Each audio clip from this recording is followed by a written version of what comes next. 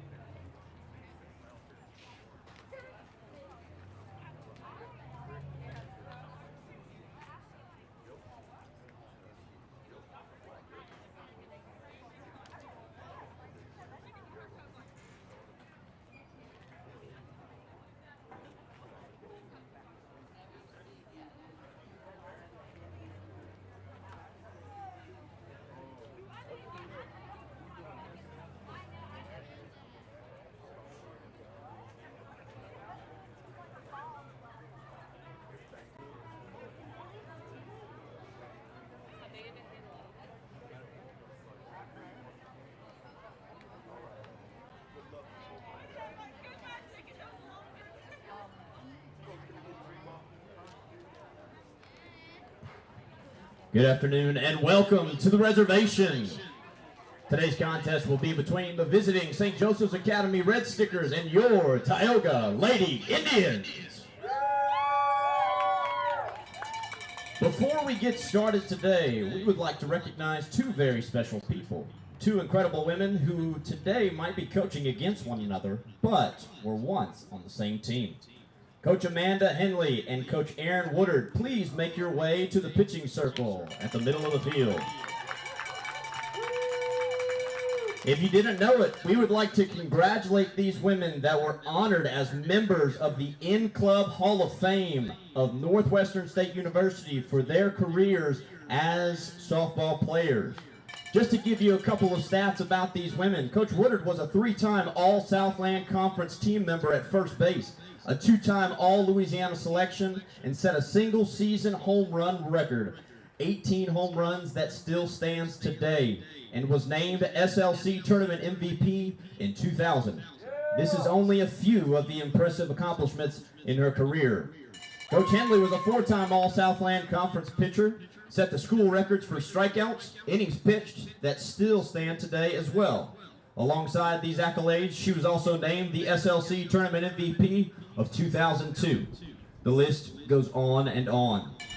What these ladies did as players was remarkable, but what they do as coaches goes beyond themselves. They have instilled a love for the game, the perfection of a craft, and relationships with their teams that go beyond the white lines. Ladies and gentlemen, please join me in congratulating these Hall of Famers, these incredible women today for their amazing accomplishments.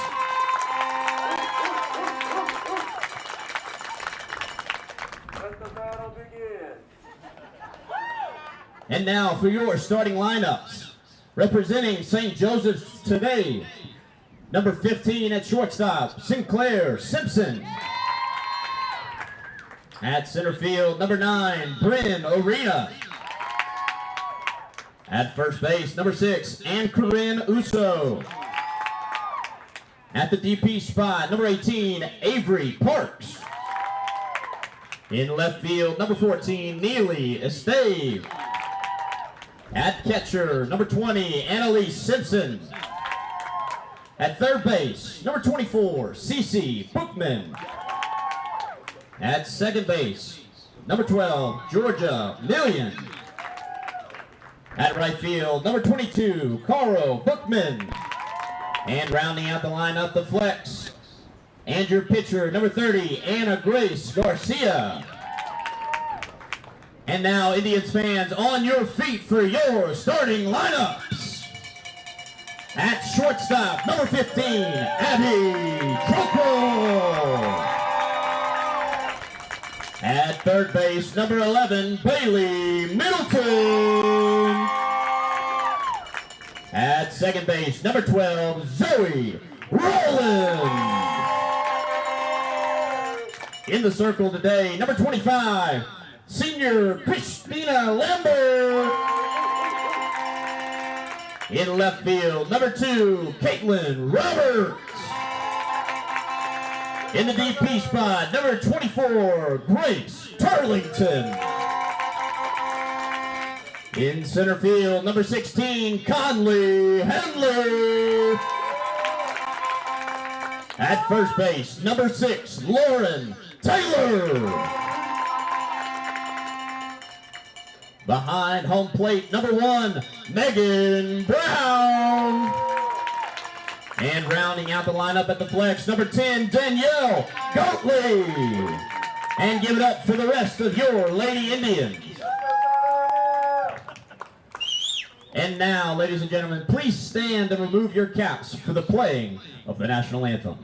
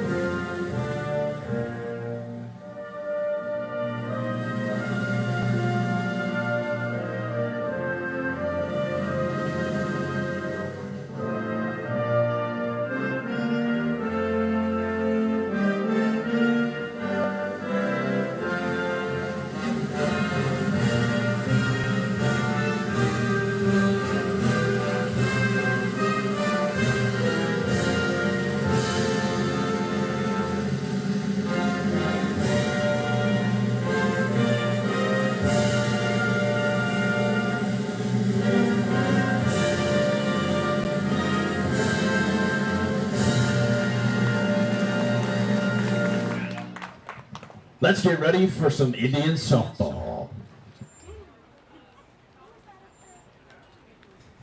You hear that national anthem and you know that it is time for baseball, it is time for softball, it is time for sports, and what a great ceremony that was. Ahead of time, Chuck may want to bring that back one in down a little bit too. But, yeah, beautiful afternoon for it, as it was yesterday, and we were able to jump out on the campus at Wildcat Park in Louisiana Christian University and do that Red River rivalry with LCU and the Generals of LSUA. And joining us in the truck is the head coach, I guess in his fifth season with LCU, head coach Barry Robertson. Coach, welcome. Thank you, Doug.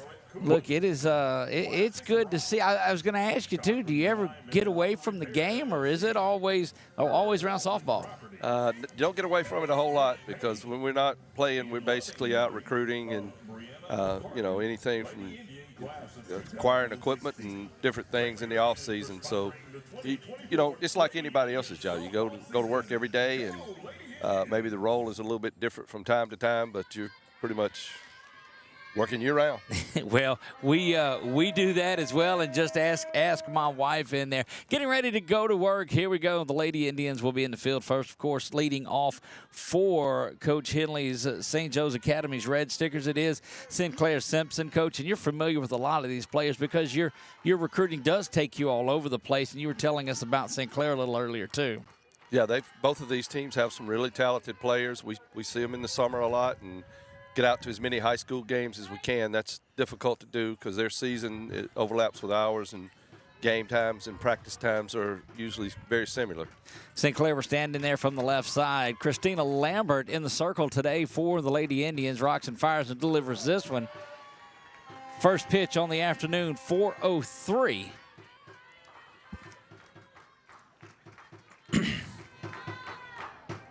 Again, slight breeze that's blowing out here. The flag now stays down. It had got up and moved a little bit at the end of it, but wind not really a factor at this point.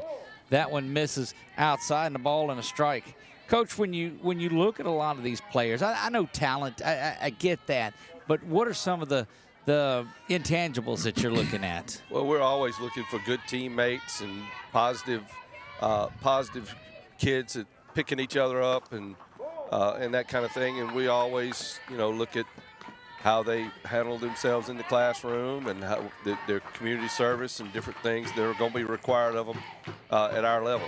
Well, softball around this area has been so good, so strong. I mean, the year-round programs are there, and there's just a wealth of talent in this area.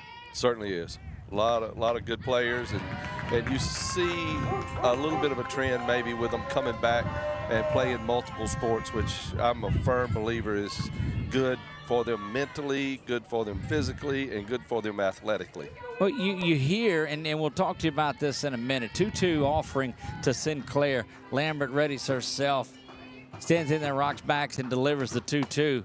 Right down the pipe, strike three looking, and a little bit of emotion out of Lambert there as she had the hop and got the backwards K for out number one. You talk about the year and the different sports on there, Coach. What does it do for the different muscles on there? You hear, well, they've got to get back into softball shape, or they got to get into basketball shape. Tell me a little of that about that. It's, like basketball, it uses a lot of what they call quick twitch muscles, and that's a finesse game and a quickness game. You see more with softball, a power game where they're using the big muscles a little bit more. So it just makes you a more well-rounded athlete if you can do that. Indeed it does. Bryn Arena, the center fielder, stands in there, also bats from the left side. That one's ground to Roland at second. She pulls up, gets it over to first base in time for the out there over Lauren Taylor that pulls that in quickly, 2 up and 2 down. Number 6. Swimming is a sport that I've always encouraged my players when I was coaching in the high school ranks, that encouraged them to swim because it's a low stress as far as pounding sport, but it also builds endurance and upper body strength and lower body strength. Well, could see it's easy on the joints. Yep. And good positive and negative pull on the muscles. Absolutely. so here's my take on it too, and this is contrary to anything that you may have in your mind, so you have to bear with me on that. When I'm in the pool, I'm very laid back, Coach. I've got the raft, and actually I have one that holds my beverages in it, so I don't have to get out the pool too often. That's probably not what I was talking about. That's not what you were talking about. No, I don't know. I think that may develop my slow twitch muscles is what that may do. Yeah. First two in there are balls for Coco Orso, the first baseman. Tell me about the size on this St. Joe's team. It looks like everybody they've trotted out there, just real good size, including the pitcher, Ana Grace Garcia, that will get in the circle for them. Yep, they're very, very athletic kids and built athletically. And you see a nice mix of what looks to be speed-type people and power-type people. And you've got the long, rangy kids as well, which is kind of how a team is built. Indeed. We saw a lot of that out of the Wildcats last night, too. Ground ball over to third is handled there. Off to first in time, and that will retire the side. Great work by Maylee Middleton to pull that in and get it over to first to Taylor for the out. 3 up, 3 down for the Lady Indians here. We'll see what they've got to do. Troquill, Middleton, and Rowland due up when we come back. Our mobile banking app is changing the way we bank. Things are getting easier, transactions are getting safer, and you have access 24/7. All the functionality of banking you're used to, made easier to use, anywhere, anytime, and more secure than ever. Simple, seamless, safe. Download our mobile app today.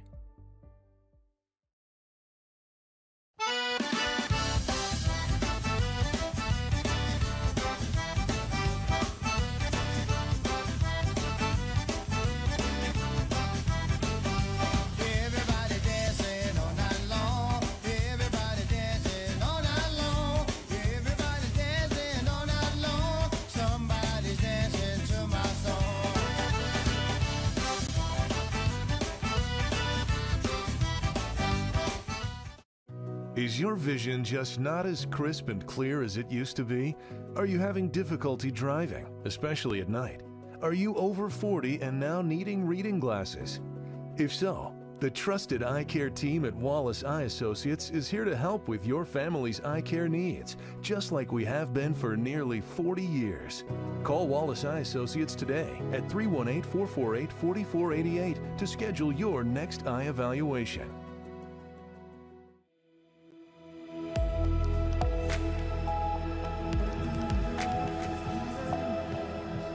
Back out on another beautiful Wednesday afternoon. Boy, softball loading up here as folks start to position and get those power rankings in line to make a good run. This is the number 4 team and number 6 team in Division I. Chuck, is that what we know? Say that one more time. Division, they're number 4 and number 6 going at each other. Select Division I, you're right. Yeah, and Select Division I. So this is one of those matchups. And, Coach, these are the kind of games that you want to get you ready for the playoffs. Absolutely. This is, we talk about this being the fun time of year. You know, you walk in the dressing room and it smells like a Flexol factory, and everybody's taped up and wrapped up and sore and hurting, and they call this the fun time of year because postseason's right around the corner for both these kids and ours. First pitch delivered outside by Ana Grace Garcia. And again, we talked about the size on her, just a big, tall product. When she gets the ball out of her hand, it's halfway to home. If you look at that stride foot, she's almost up on the front of that circle, which has her, 6 or 8 feet further than that pitching rubber. And it's like just hand it to the catcher almost. That's a very decided advantage. She gets in that batter's box with you is what it feels like if you ever step in there. It's kind of like that Randy Jackson baseball. He was long and lanky. Randy Johnson. Johnson. Yeah. Randy Jackson was a singer that was on American Idol, but there you have it. 3-ball count to Abby Troquill. She leads off. She's on her way to Southern Miss to do her college next season. Here's a 3-0 offering. Misses up high, hits that back fence, and you heard it here first. Saw an interesting thing on Randy Johnson, speaking to him the other day on, I think it was Sunday Morning News or whatever, but he's into photography now, traveling the world, and got all kind of awards and photography. Interesting to follow that. Wow. Bailey Middleton stands in there, the third baseman for the Lady Indians in this one.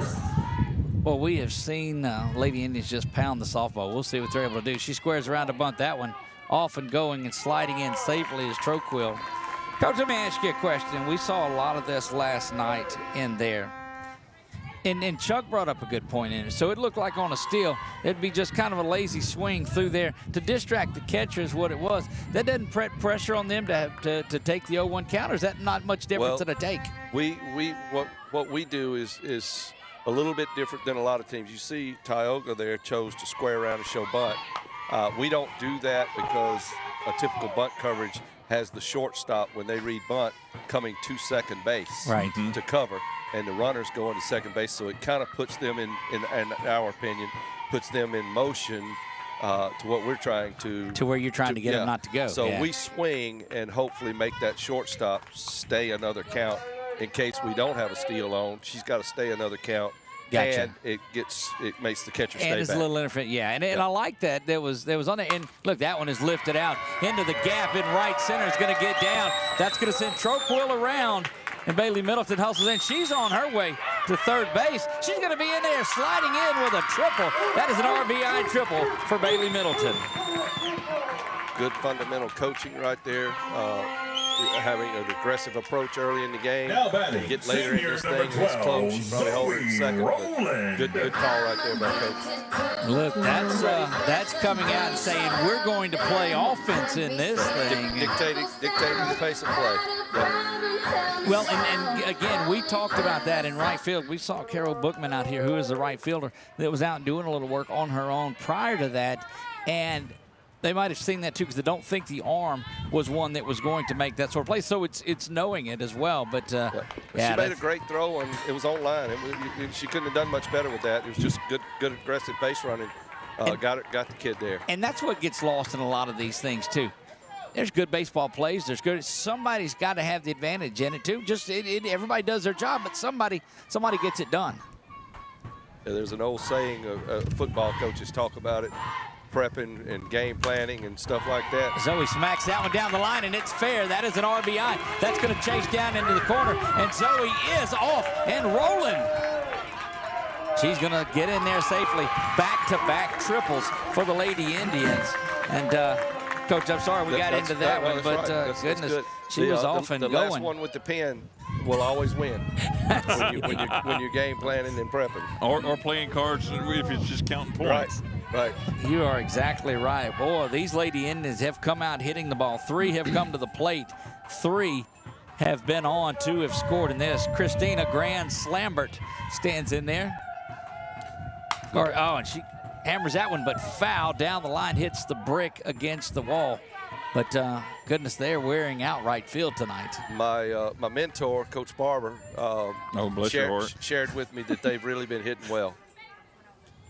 Coach Jay, I love him. Yep. He played ball for my dad whenever my dad had a slow pitch softball team. I probably wouldn't have made it through that first year if it hadn't been for Coach Barber. Goodness gracious. That one down low, 1 ball, 1 strike. Yeah, that's right. I forgot. He did come out there, and he was part of all of that with you. That's right. Yeah, I think everybody's got a Coach Barber story. One way or another, that one goes the other way with it, drops in foul, much to the Called it fair. He's pointing fair. He is. Looked like he had called foul to start with. That's what I thought he did at first. Coach Woodard wanting to get a runner over there. Chuck, and who is that coming in? It's usually going to be Melissa Burt. No, she runs. No, that's Melissa Burt, I believe. Pretty sure that's Melissa Burt. I think she's a pinch runner.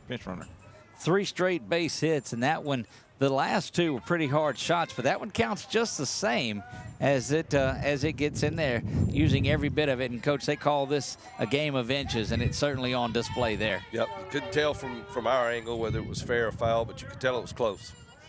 We had the benefit of the Coach Woodard sign that was over there, but coaches are known to kind of work it a little bit, aren't they? They'll sell it a little bit. That's right. I got to believe if it was the other way around, he'd have been holding up the hands for foul. Probably. This is KK Roberts. She stands in there, delivers this one up the middle. Taylor made double play opportunity, but not with Roberts running. And I don't think that the second baseman was prepared and getting over there quick enough in Millen. Shortstop wanted to flip it to her. St. Clair did, but not there. But that does get Roland in. Scores that run. KK is going to reach. KK is going to reach via the fielder's choice, and Lambert will be the inning's first out. They'll record that 6 unassisted if you're scoring at home. Grace Turlington now will stand in there ready to go. She squares to bunt. Lets that one go down the middle, and that's going to one hop to second base. Boy, you got to be careful that hand pulling off of there, but Roberts in there with the stolen base. You see, in that situation, if we're stealing from second to third, that's where we use the fake bunt and steal, because the third baseman's got to vacate, and you're in a foot race with the shortstop. We've got some kids like Emma and Lexi that you saw last night that we'll run that with because we feel like they can win a foot race. But that's where we use the fake bunt and steal. Kind of a half-hearted swing at it there from Turlington. I don't think she had her mind fully made up, and she's down quickly, 0-2. Coach, how much is said about that coming? Because we've talked about it, and we're just in the bottom of the first here. But you've talked about probably 4 different situations on a couple of basic plays. How much game planning are you? Oh, strike 3 look like a low one, but that is going to be too close to take their second out, and Conley Hanley will come up to bat. But Coach, how many different situations are there in these things? Just it's hard to put a number on. Yeah, it's unlimited basically. Our offensive call sheet has 52 calls on it. No wonder they're all looking at the wristband.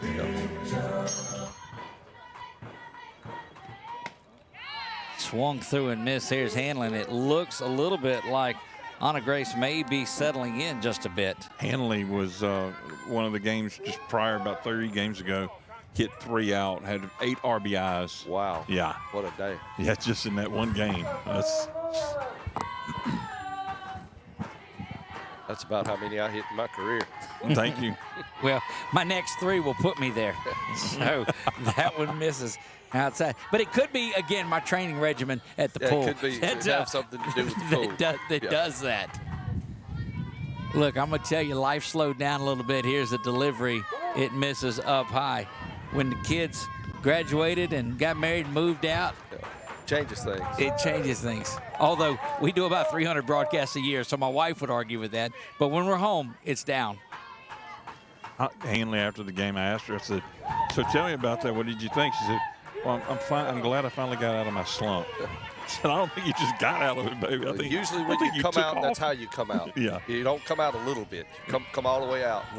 It's fun to see kids come out of it. It's not fun to see one get in it. But, right. 4 straight after throwing the first one across as a strike, and that is a walk. And now you've got runners at first and second. It will bring first baseman Lauren Taylor in there. Boy, Bella Houck had a pretty good game for herself in game 2 last night. Led off with a home run, but she finishes the night 4 for 4 in that second game. Yeah, and Bella's one of those kids.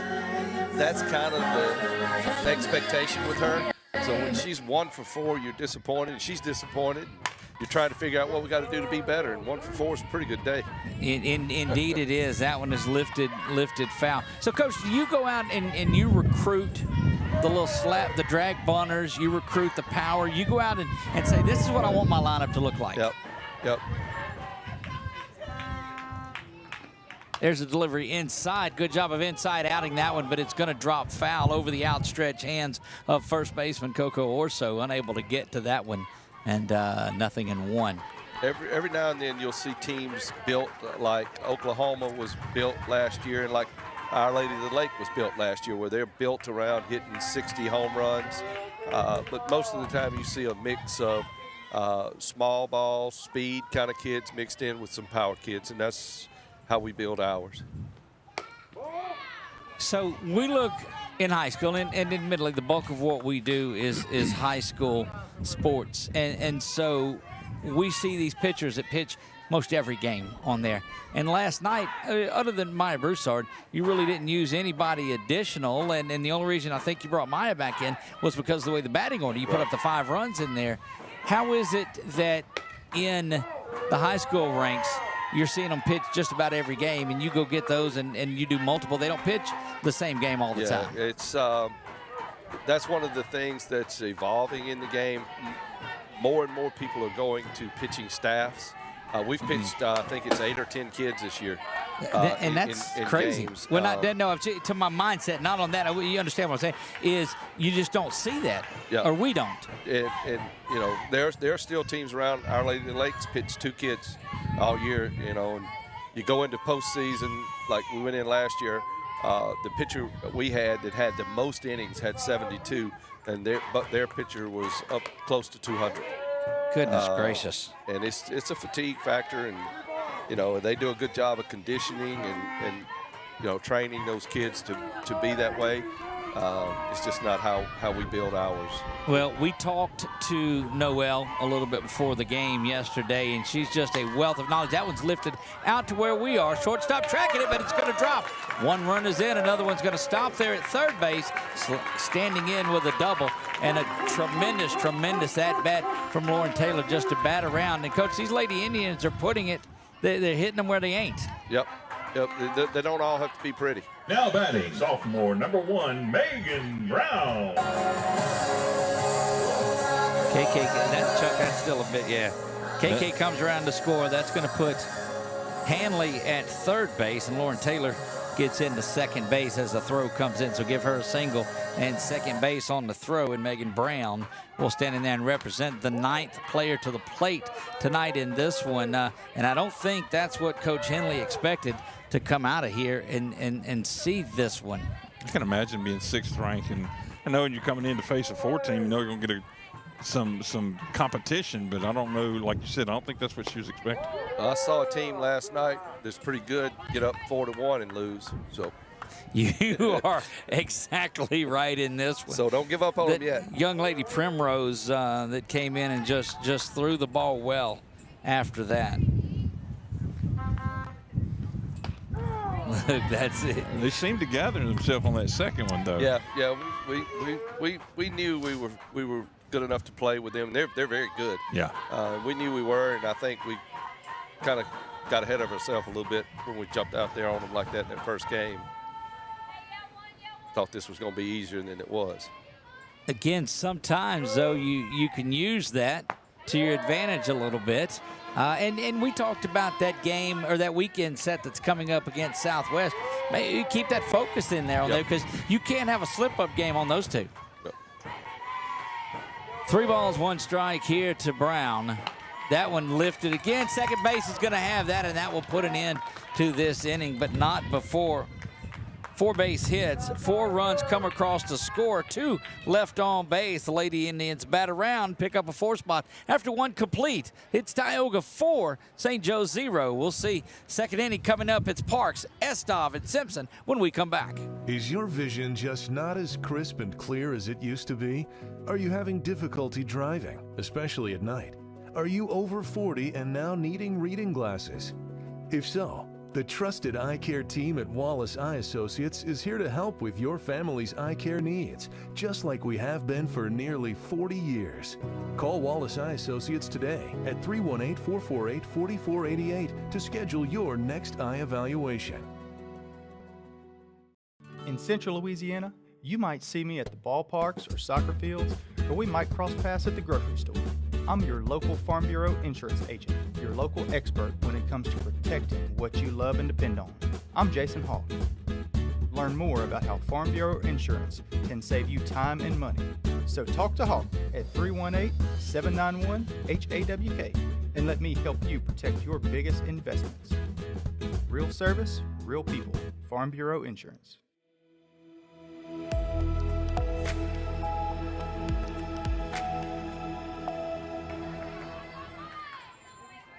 Here we go, top of the second. Christina Lambert back in the circle. She'll Now face batting number designated 18. player Avery Parks. So just really started doing softball last year, Coach. And Coach Barry Roberts of LCU, the Lady Wildcats, joins us here. In case you hear that that new voice that's up here, that's who we are talking to. I am Doug Gann alongside of Chuck Perkins, and that one is in there for the strike. But, I forgot I was doing the intro. I forgot what I was asking you, Coach. He's up here in case you hear a different voice, but I don't. Now It was before that. Yeah, there's a good shot of it. That one, boy, had to stay around on that one. Good piece of staying back on it. Evens the count at 1 ball and one strike. You had mentioned just starting to do softball last year. Yes, and so that thank you. It's at least Chuck, at least somebody in the back of the truck's listening to me. What was that? It took me a while to not say that they were on the hill, because I grew up in baseball. Right. They're not on the hill. It's not the designated hitter. Right. You know, it's different things like that I've had to get accustomed to. But I think folks bear with me at least a little bit in this. Well, most people are tolerant. I as old and stubborn as I am, I try to play, say, third base player and second base player and that kind of thing. And see, I haven't caught that yet. I try to be respectful and do that as best I can. I'm not always good at it. When I first started coaching girls sport, I'll never forget, I had a third baseman made a diving play that was still one of the best plays I've ever seen in baseball or softball, and I jumped up, 20-something years old, fist pumping, attaboy, attaboy.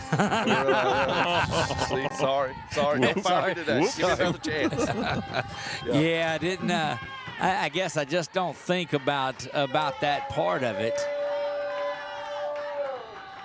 But you have to be cognizant of it to say the least.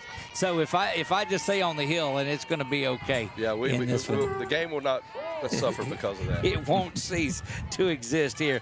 Parks watches that one go low, and it's 2 balls and 2 strikes. Chuck. And as we encourage some people, if you don't like it, you turn the volume off. Right. Yeah.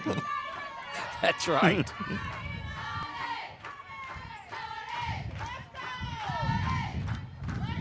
Again, you hear that wind blowing in. It's at our backs out here now, and that one misses outside. Coach, we talked about that last night. That wind that was blowing in, does it have any sort of effect on that ball as it was blowing straight in? It looked like it may have moved that ball. I don't know if that's... It has a big effect, and I've always felt the higher up it gets, the more it affects it. Ground ball to shortstop there. Troquill's got it over to first. Taylor's got to jump up and get it, but she climbs the ladder to get that one. And that is 4 straight retired now. Coach Stein did an amazing job last night calling pitches for our kids.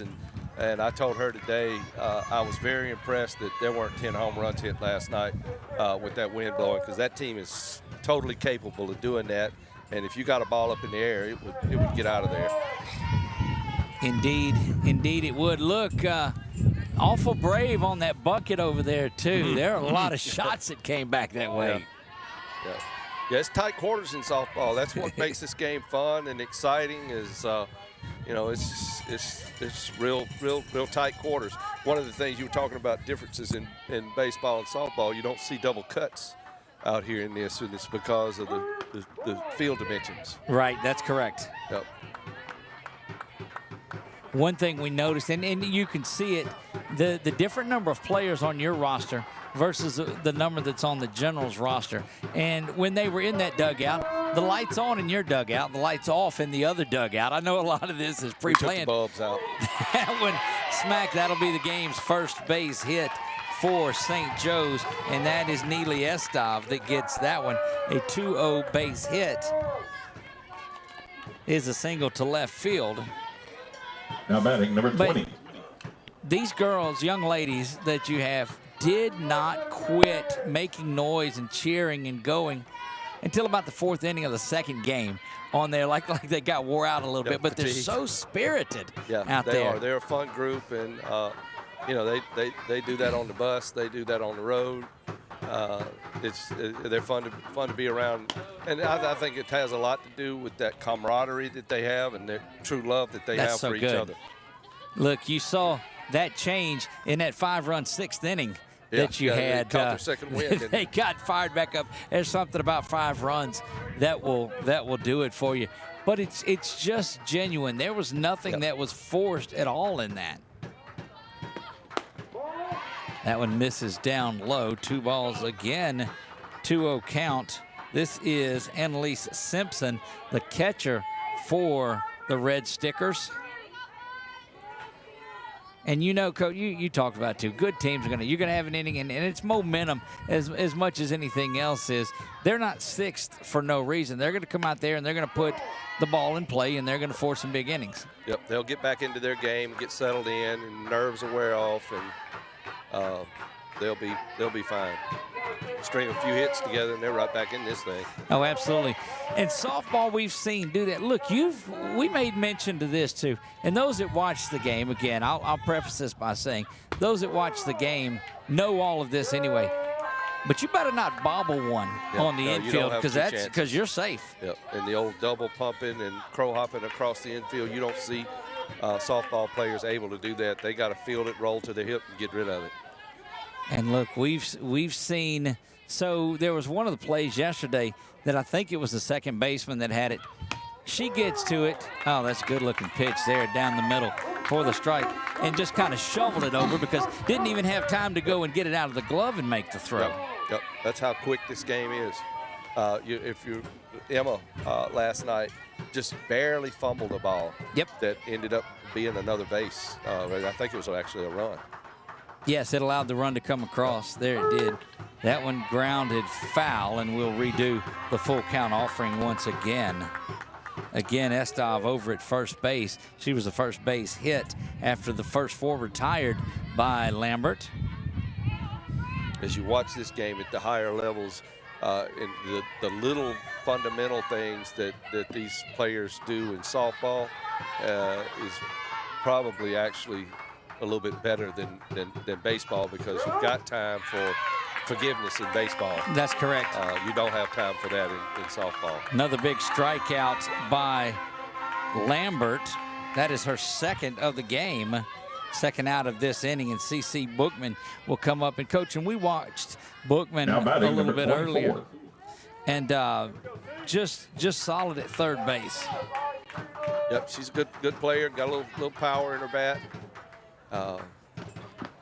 She's going to have to swing at better pitches than that. But that one was low. Looked like she was first pitch swinging. Yep. And so you talk about the fundament and the knowledge of the game and all that. In our interview with Hauck last night, we asked her about her approach when she got in there. She says, look, I'm swinging first strike that I see, because we might not get another one out of the deal. That goes back to scouting and film study and kind of understanding what our opponent is likely to try to do to us. And she stayed with that plan very well against those pitchers. And that was, when Primrose, to her credit, in that first game, we basically felt like we had a good idea of what she was going to do. And she went out there and did that, and we were successful. And we hung that 4 spot. And then if you noticed later, we started swinging at pitches that were out of the strike zone. That's right. And that's where she gets you in trouble, is swinging at what we call chase pitches. And we lost our focus a little bit and swung at her chase pitches and lost our offensive momentum there a little bit. And she's not, at that point, not a pitcher that's wild. She's putting it where she's going after you.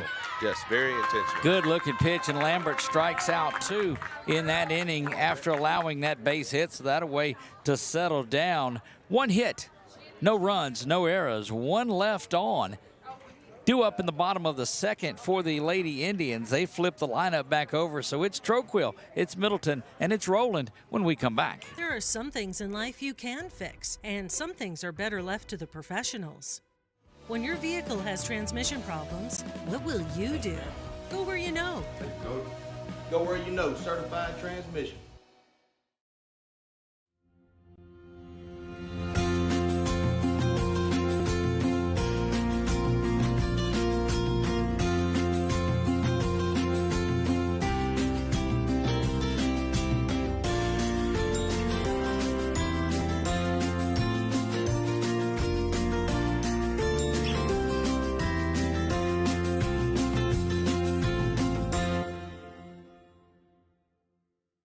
time for our red, white, and cool summer event at Southern Air Heating, Cooling, and Plumbing. Right now, you can save on a new energy-saving system. No money down, 0% interest, and no payments till June 2024. Call Southern Air Heating, Cooling, and Plumbing or visit us online.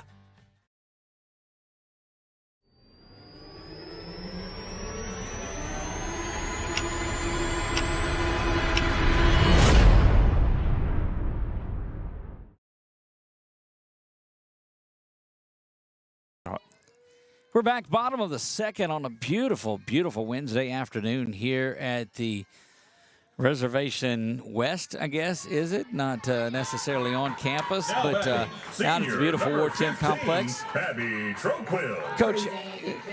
Coach Barry Roberts joins us here. And, Coach, how important is, I mean, great facilities around this area. Ward 10, Ward 9, there's some great complexes out here. Yep, a lot of great places to play. They've fixed some up across the river there that are really nice. And you've that got one all lifted. These right here. It's up. It's off the base of the wall. That one's going to check up like a 9-iron does on the green. And Troquill's in there. She walked the first time. She's got a stand-up double. Now, for full transparency, it didn't check up like a 9-iron I hit. A 9-iron I hit would have not got it more than a few inches off the ground. The worm burner. That's the one. That's the one. Boy, Abby's a good one out there. Yep. Great in basketball, great in softball, and good to see her get a hold of that one. Bailey Middleton will stand in there now. She had that triple back in the first. Kind of a soft swing at that one. Almost like she wasn't trying to get contact, she had to get a runner over, but didn't make sense to do that. She got fooled on an off-speed a little bit. Yeah. Got out in front of it, tried to hold back a little bit. And then at that point, it's like, I've got to cut at it. Anna Grace's delivery there misses up high. And if you'll remember back in the first, Bailey's the one that had that triple, and we talked about the aggressive base running that got her over to third in front of two back-to-back triples. And I would imagine you'll see them continue to be aggressive. They got a 4-run lead here, and I would think Coach Woodard would run bases very aggressively right here. That one looked like it just slipped out and rolled its way up there. Two balls and a strike. Tell you something Amber did last night, talking about the little things that most people don't notice. If you remember, Amber stole second base last night one time. Right. She that was not a called steal. She picked up a changeup. Oh, wow. Yep. And so she's off and going because she sees it's not a fastball, and she's got that out. From the catcher watching the signs, or no, when it came out of the pitcher's hand. Wow, that's crazy. Yep. Wow. And Abby will learn this, but that particular play right there, where the ball slipped out of the pitcher's hand and was basically rolling to the catcher, she should be on third there, and she'll learn that. Lifted she'll out towards second. That's going to be a seeing eye single on its own. Troquil taking a big turn. We're going to stand right there, get a little bit off of it, and so. Middleton goes from her first at-bat hitting one of the hardest ones that we've seen today to a little cue ball approach at it, but still she's 2 for 2 with a single and a triple. Well, she's got the hard one out of the way with the triple, so let's see what kind of day this is. Zoe Rowland had one of those as well. Boy, Zoe Rowland just full of energy. We've watched her the last couple of years here, and excited to see her going off to Grambling. Great program here at Grambling. We enjoy playing them during the seasons. Off and going. That's one of those that they're trying to catch Troquil heading home on one that she thinks is a throw down, as it was just one of those hard shots back to the pitcher. Nothing doing, and runners at second and third. Good discipline. Listen to the coach over there. Says stay here, stay here. So, Coach, you go out of NAIA and get some of those big opponents like that. How difficult is it to go out and find those games? Well, some people will play and some won't. Most of them will play us in the fall, which those don't count, obviously, but we play as many of them as we can, especially with Southern and Grambling, because of proximity, and it helps them, helps us. We were able to schedule the University of Maryland at Eastern Shore. This year they were on a road trip south and needed a couple extra games, and we picked up a couple with them. And we've played McNeese and Southeastern and all of those in the fall. Well, it's just good. And those games, of course, they don't count, but it gives you good exposure. Yeah, in the fall they don't count. Now, in the spring they do. Yep, swung through that one, missed, and rolling down on strikes. First out of the inning, and Christina Lambert, who grounded out to shortstop. Now batting, senior number 25, she was retired on the fielder's choice that KK Roberts hit into and was retired out at second base. So Rowland represented the first out. Lambert, who reached on that single, stands in there from the left side. And home plate umpire turning around and saying, "Hey, don't have the music going." They say when she gets in the box, don't need the music anymore. All righty.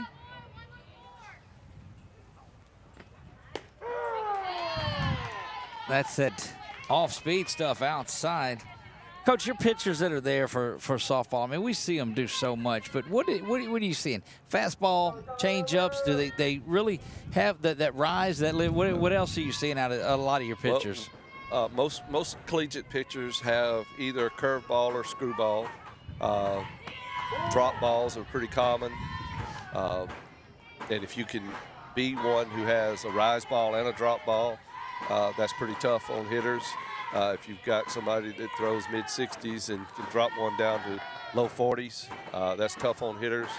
There's not a lot of time. Smoke down the line and fair. That's another RBI. That's give her two. That'll bring both runners in. Troquil comes around to score. Bailey Middleton comes around to score. And that is 2 RBI and 2 base hits now quickly for Christina Lambert, having herself a day in the circle and at the dish. Well, Coach, she's a good one. She'll have a courtesy run. A bird will come in for her. Yes, Christina's a very good player. KK Roberts will stand in there, the junior left fielder for the Lady Indians. Reached on that fielder's choice. That's what retired Bird, who was running for Lambert back earlier, but and then Roberts comes around to score the 4th run. But it's 6-0 in this thing in the bottom of the 2nd. No pitch is called.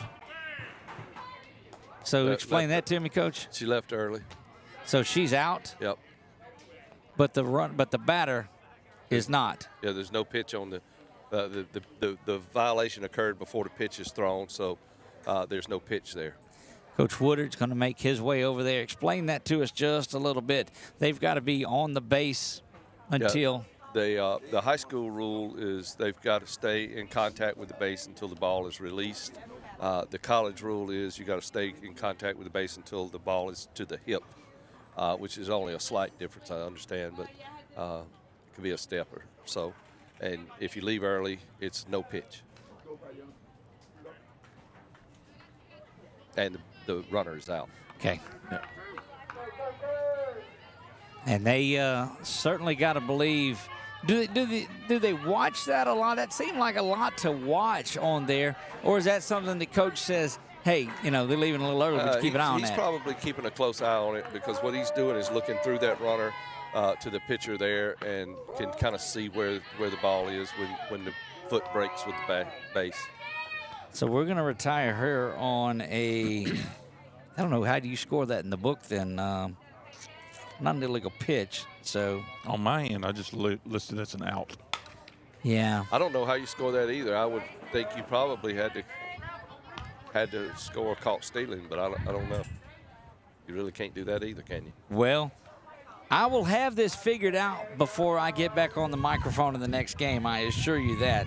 But that does empty the bases and next count as game. the second out. Yes. No, I'll have it on there before my next baseball game tomorrow night. Oh, no, I'm off tomorrow night. There you go. Coach, where are y'all at tomorrow? We will take a group of younger kids that don't play as much down to LSUE. Okay. Play a game that will count on their records but won't count on ours. Okay. Okay. That's interesting. Yeah, we try to do that, get them 6 or 8 games and get them some experience, and they get to put the uniform on and get it dirty, and, Roberts. They come to work every day just like everybody else. That's good stuff. Robert strikes out. She's officially 0 for 2 on the afternoon. Due up for the red stickers when they come up in the top of the third is Millen, Caro Bookman, and back to the top of the order in Sinclair Simpson. When we come back after two complete Lady Indians up big in this one, 6-0. We'll be back. You're watching high school softball on 446 Sports. It all started with a sketch on a napkin. An idea created by two walk-on bench warmers. And after 10 years of hard work and perseverance to turn their dream into a reality, it's the #1 sports bar in America. Welcome to Walk On.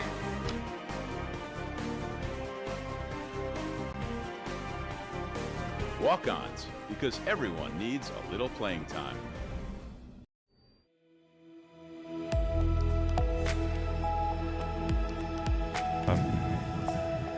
We're back here at Tioga, and it is the Lady Indians on top in this one, 6-0. We go back to the top of the third, and trying to get some. We'll let Chuck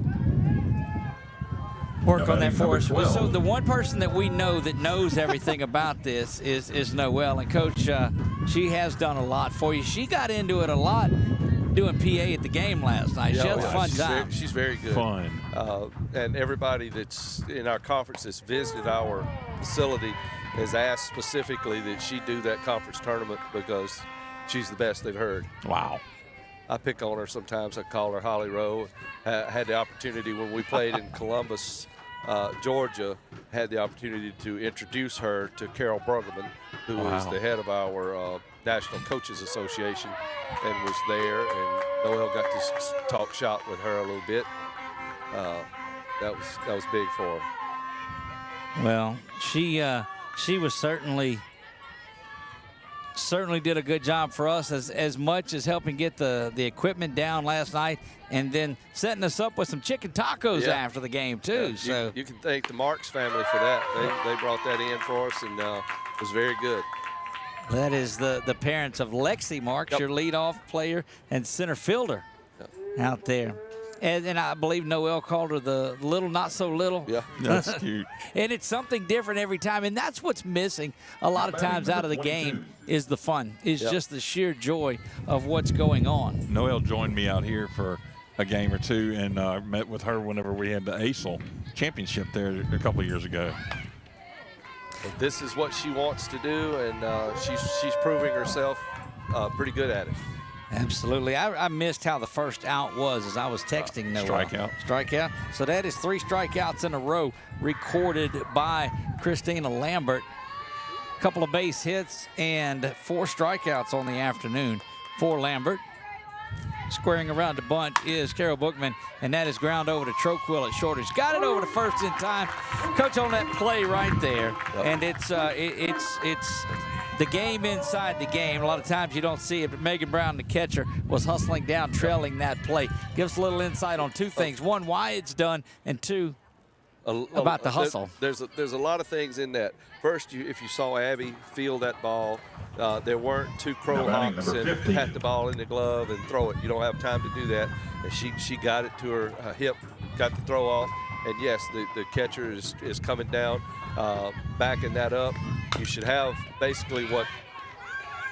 Well, just what you talked about there. Get that ball, get it out of there. No double pumping, no anything. That retires Sinclair for the second time today. Score that one 5-3 on the putout. 3 up, 3 down. Due up for the Lady Indians when we come back, and we'll talk about that in just a minute. Turlington, Hanley, and Taylor. Right after this, you are watching high school softball right here on 446 Sports. Wherever you are, you're there for a reason. You shouldn't have to make a trip to the branch to deposit a check. Skip the trip and use our mobile app to easily and securely deposit checks right from your phone. Day or night, wherever you are, or whatever you're doing. Download our mobile app today.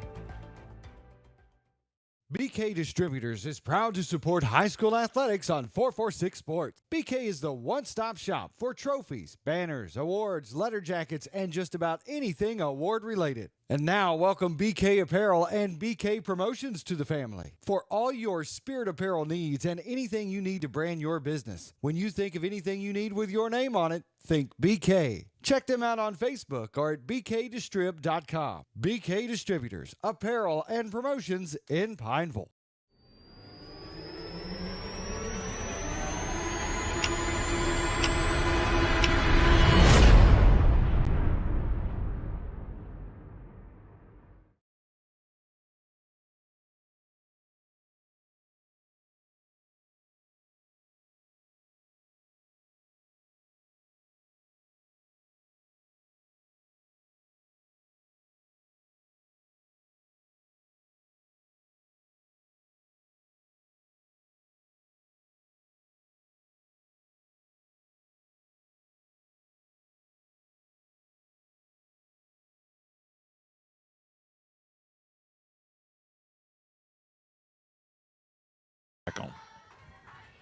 Grace Turlington leads things off in the bottom of the third, takes that one from Ana Grace Garcia. That first one is in there for a strike. 0-1 back in the first. Strikeout looking for Turlington, but boy, we've seen her hit the ball hard. That one missed outside. Ball one evens the count up at a ball and a strike. You know, the only saving grace for it, and look, there was a time before I started calling softball that I just didn't understand, didn't know, because I've got two boys growing up with, and that's just what we did. We played baseball, and you're right. Other than calling them, but I'll tell you, the sitting out in the outfield, eating some peanuts, calling the game, it reminds me of the days spent listening to the great Vin Scully, which is where I get a lot of what I do from a guy's just a great storyteller. Yep. Had the opportunity back in Arizona many years ago to meet the late, great Harry Carey as well. So you just go, guys that mean that much to the game, you look up and say, hey, that's what I want to do. Now, I'm not ever going to sing "Take Me Out to the Ball Game" out to the crowd. I can assure you that, but Harry usually had a little bit of encouragement. He did have some encouragement. By the 7th inning, I think. Well, a little liquid bravery. So here's the difference too. We're sponsored by a lot of the local restaurants in this area, so you can see the effect that it has on me. He was sponsored by Budweiser, right? So there you see the effect that it had on him. But what a great memory. So we were watching him out in Arizona at where the Cubs did their spring training, and just walking down through the crowd, and people would catch him, and he'd sign autographs, he'd catch him. But he was so sharp, even at that part in his life. There's a big crowd of folks around him. He's signing. He says, "Got you yesterday," and he goes back to signing. He knows what he did on those, and it was great to be a part of that. That one ground. Shortstop's got it over to first, and in time to retire Turlington. Turlington with that brace on her right leg, Chuck. Yes.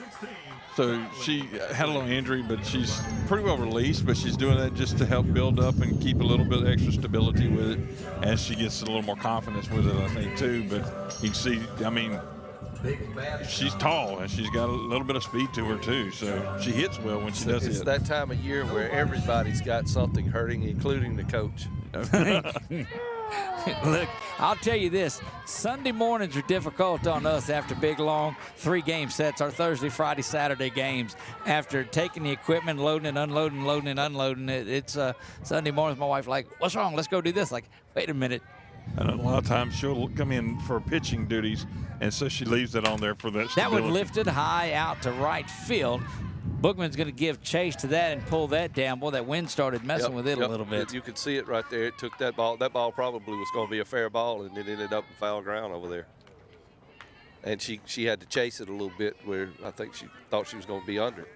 So, Chuck, very familiar with this Tioga program that you are. She had one of the most interesting walk-up songs, Big Bad John. Yes. There's got to be some thought behind that. Well, her nickname around school is called John Brown. So that's been that way for a while. That's been her walk-up song. Well, there you have it. That one fouled back. It is Lauren Taylor, the first baseman. She had a base hit back in the first. Somehow. Interesting. So it hit the fence up there and went through it? Went through it. Strike that is there. Coach, you and I have talked a lot about this, your trips to Australia and different things that you do. What does the summer look like for you? This summer I'll be going to Germany for 14 days in the latter part of July. So excited about that. We got kids going from all over the United States, literally from Los Angeles to Maine. In fact, one of the ones that's going on, the team that I'm coaching, is actually the third baseman for St. Joe's? Yep, for St. Joe's here. Okay, very good. So last year you went to Australia, if I remember correctly. That's correct. On there. And last year I made this offer to you also. You need a videographer to go with you on those to stream some of those games and then bring some memories back to you. That is a dropped strike by the catcher. Yes, he called her safe because I think she interfered with her, kind of tripped her up at the. That's going to be a kind of a sticky play there. You could have obstruction. You could have runner interference. This might not end well for somebody. And Coach Henley's over there, and she's going to do this, and that'll get Coach Woodard out, Coach Henley out, and they're both going to express their side of it. Yep. I'm not sure what the answer is here because the runner kind of bumped into the catcher who was trying to pick the ball up, who bumped into the runner that was trying to run to the base. So who's on first? I don't know. So we don't have about the only thing we don't have access to is the ump mic yet. I don't know who's on third. Right? Getting the umps to mic up in a game, I think, is going to be a little difficult for us. Yeah, probably. We've had a couple of coaches that do it for us, but we had to make the promise that we would use it for highlights only and wouldn't have it up during the game. So they're going to call the runner safe. Taylor will be there. And that's kind of one of those that I think the call stands on the field. There's no reversal. There's no confirm. It's just it stands as called. Not enough evidence to overturn. Right. Right. So Taylor's going to be on there. And Megan Brown, the catcher for the Lady Indians, will stand in there from the left side. She was retired for the third out back in the first inning after the Lady Indians sent 9 to the plate. Trying to bunt this one in.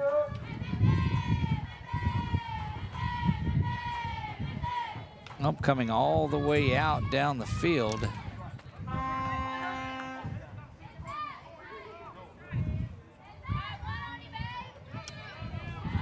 He was going down there in case there was a play at third. Right.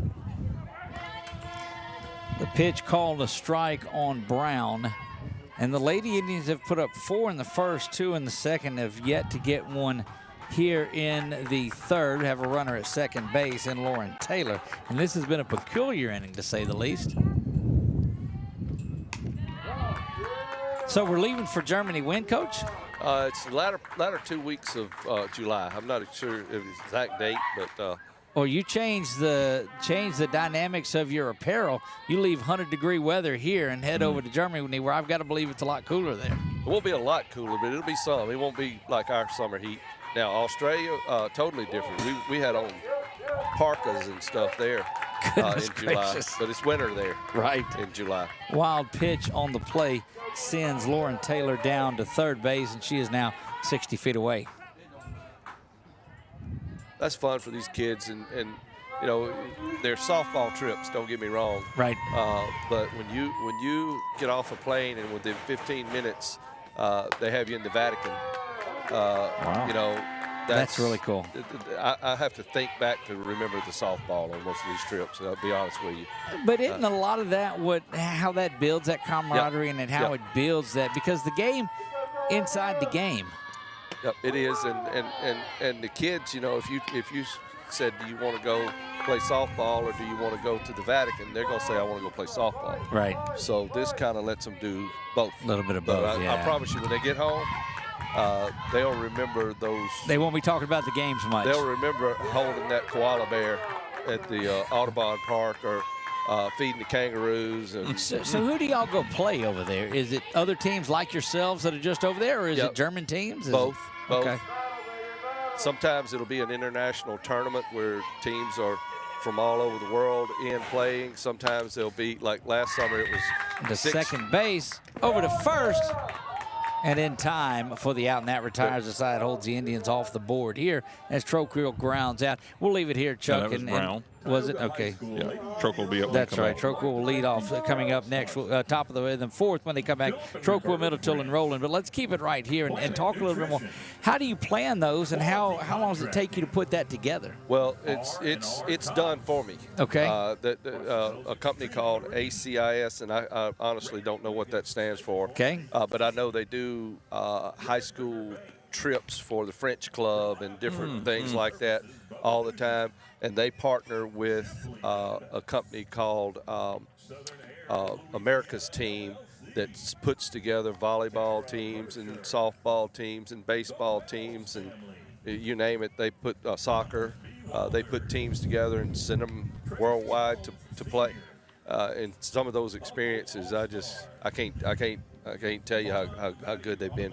We went. The first one I went to was in Italy, right? And it was an true international tournament.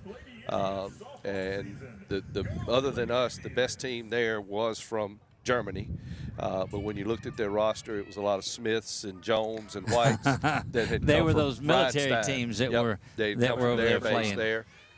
And I'll never forget, I had a bunch of 8th and 9th grade kids over there playing in what's called a 23U tournament, which basically you got to be under 23 years old to play in it. Wow. And the first game, we're playing Pakistan, and my kids look out there, and the pitcher from Pakistan is in the pitching circle with a cigarette in her mouth, taking her warm-up pitches, and they just freak completely out. But lot of fun. Chuck, have you ever heard a story on our broadcast that starts out, we were playing the team from Pakistan? And I have not. So Noelle's giving me a little grief on this one, too. I asked her, I said, how do you score a runner that is out on a no pitch when leaving earlier? And she says, is this a joke? Like, no, I'm just unintelligent, Noelle. That's all. That one misses.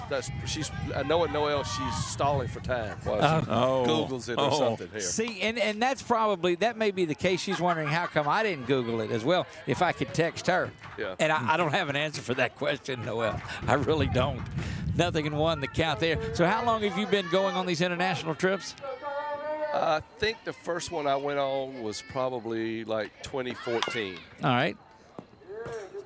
And COVID kind of put other than the COVID year and the year after COVID, there was no travel really, right. So we didn't go those 2 years. But other than that, been to Australia twice. This will be my second trip to Germany. Been to Spain, been to Italy. And where do you find the girls that go on those trips with you? These people put them together. And so you're in with that and said, hey, I'm going to coach this group. You get the girls up and put them together. Okay. Yep.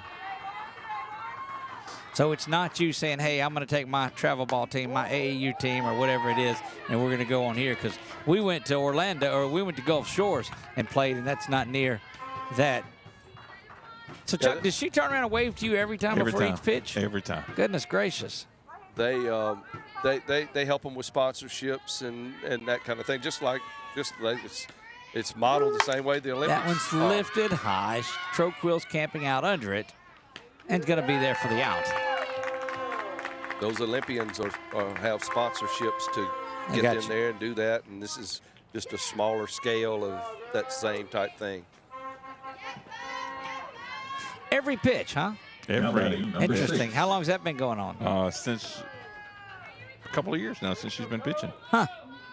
And quite frankly, since you've been out in the outfield covering the games. This is true, yes. I've watched a lot of games here, and I never have noticed it until today. But this is the first time I've been out here with you guys. Well, we've got, for what it's worth now, I've called 2 or 3 with Chuck this year as well, and it's the first I've noticed it.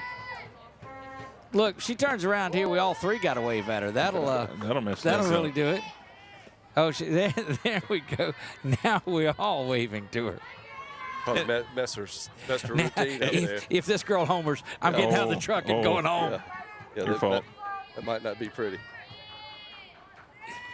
Lambert rocks back a little extra on that one. Ground ball to Troquill. I think she's safe. Over to first to Taylor in time. Such good footwork and glove work there with Abby.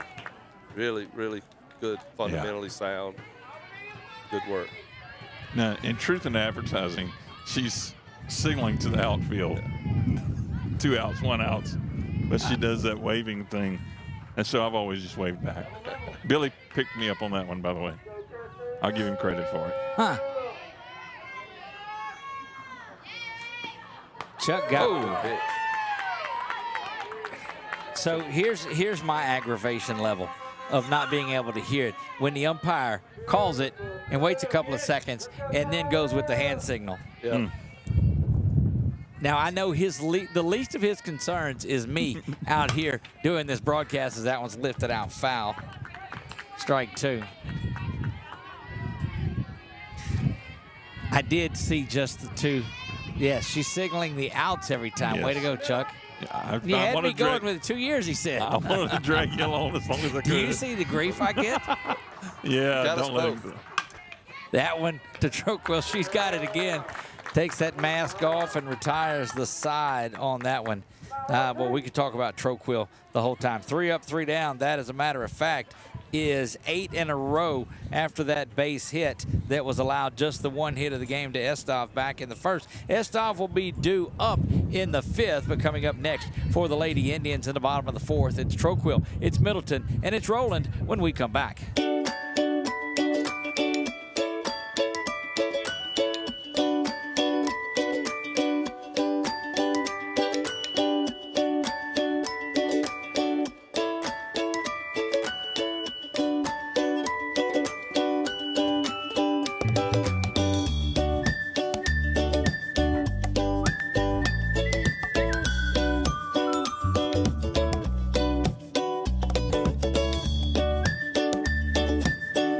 Certified Transmission, you can count on our certified mechanics with over 35 years experience to get your vehicle fixed right and get you back on the road. Got transmission problems? Go where you know. Certified Transmission.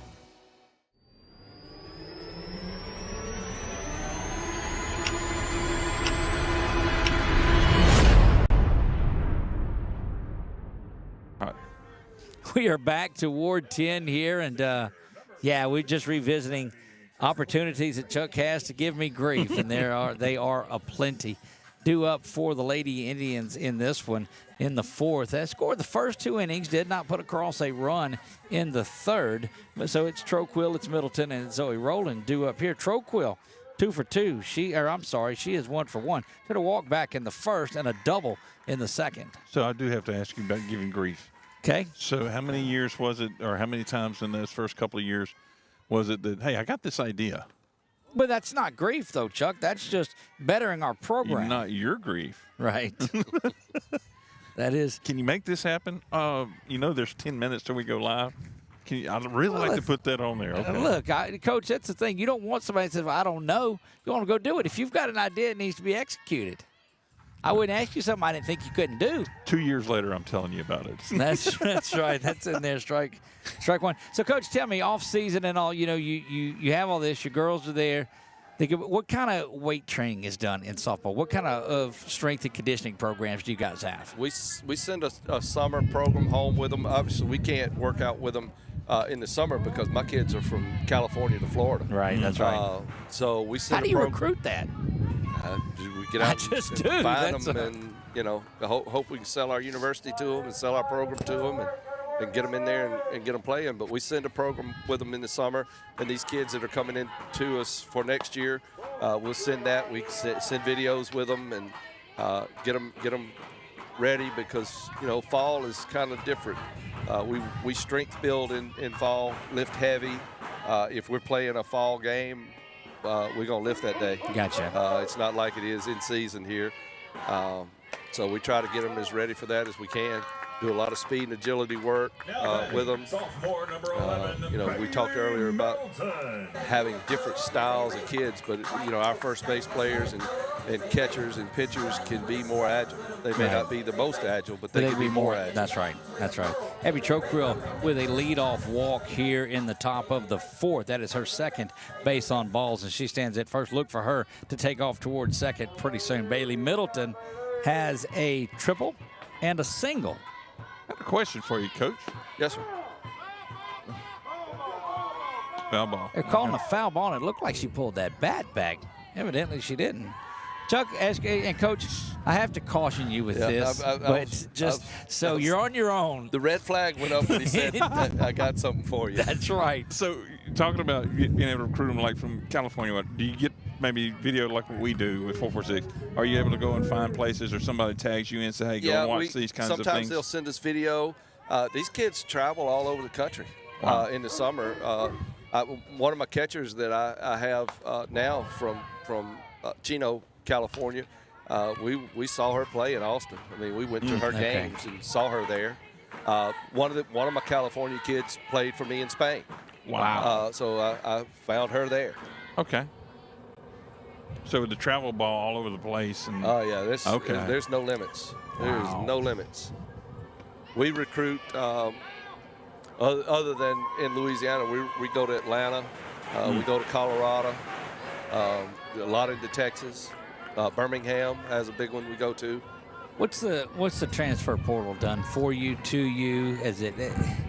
It's not had a great big effect in NAIA.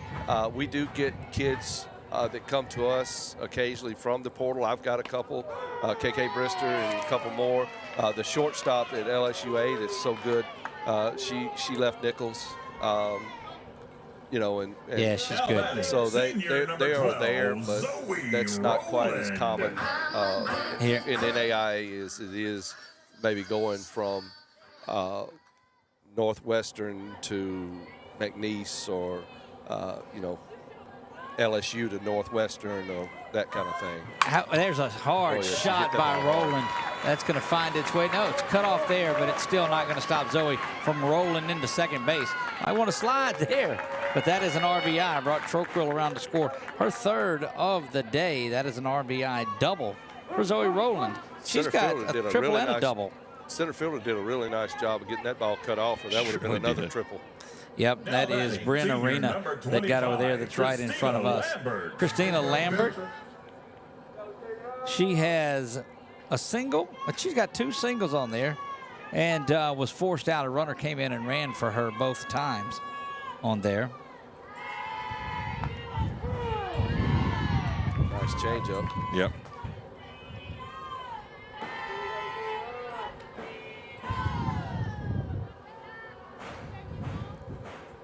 Poor Noelle might have thought was a joke and hasn't answered me back after I told her, yes, I was serious. She might have heard her talking about the chicken tacos we had last night, how good they were. That one is lifted over the shortstop's head, and Rowland had nowhere to go there because you think that ball's going to be caught, but the wind just kept pushing it away. Yep. And the thing that you have to teach players like her there is that ball, the trajectory is taking the ball further from you as it falls. It's getting further from you. Wow. You got to keep running. And again, like we talked about a play earlier, she'll get a coach here in another year or so that'll help perfect that skill. I need to get a sign like the Peanuts say the coach is in, because he is just feeding us some good stuff. Look, there's no doubt about that. That's what makes this game. Reminds me a lot when Julie Wilkerson sat in with us and did that basketball game. Just a wealth of knowledge there. That one misses outside. Ball one to Roberts. Roberts has reached on a fielder's choice and struck out in the second. She's 0 for 2 on the afternoon. Again, Bird overrunning. She was the out earlier that left. That one swung on and fouled back.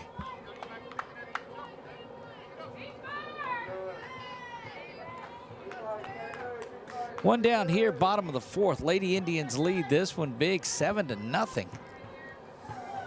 And wow, you just Lady Indians are playing just about as good a softball as you'll find.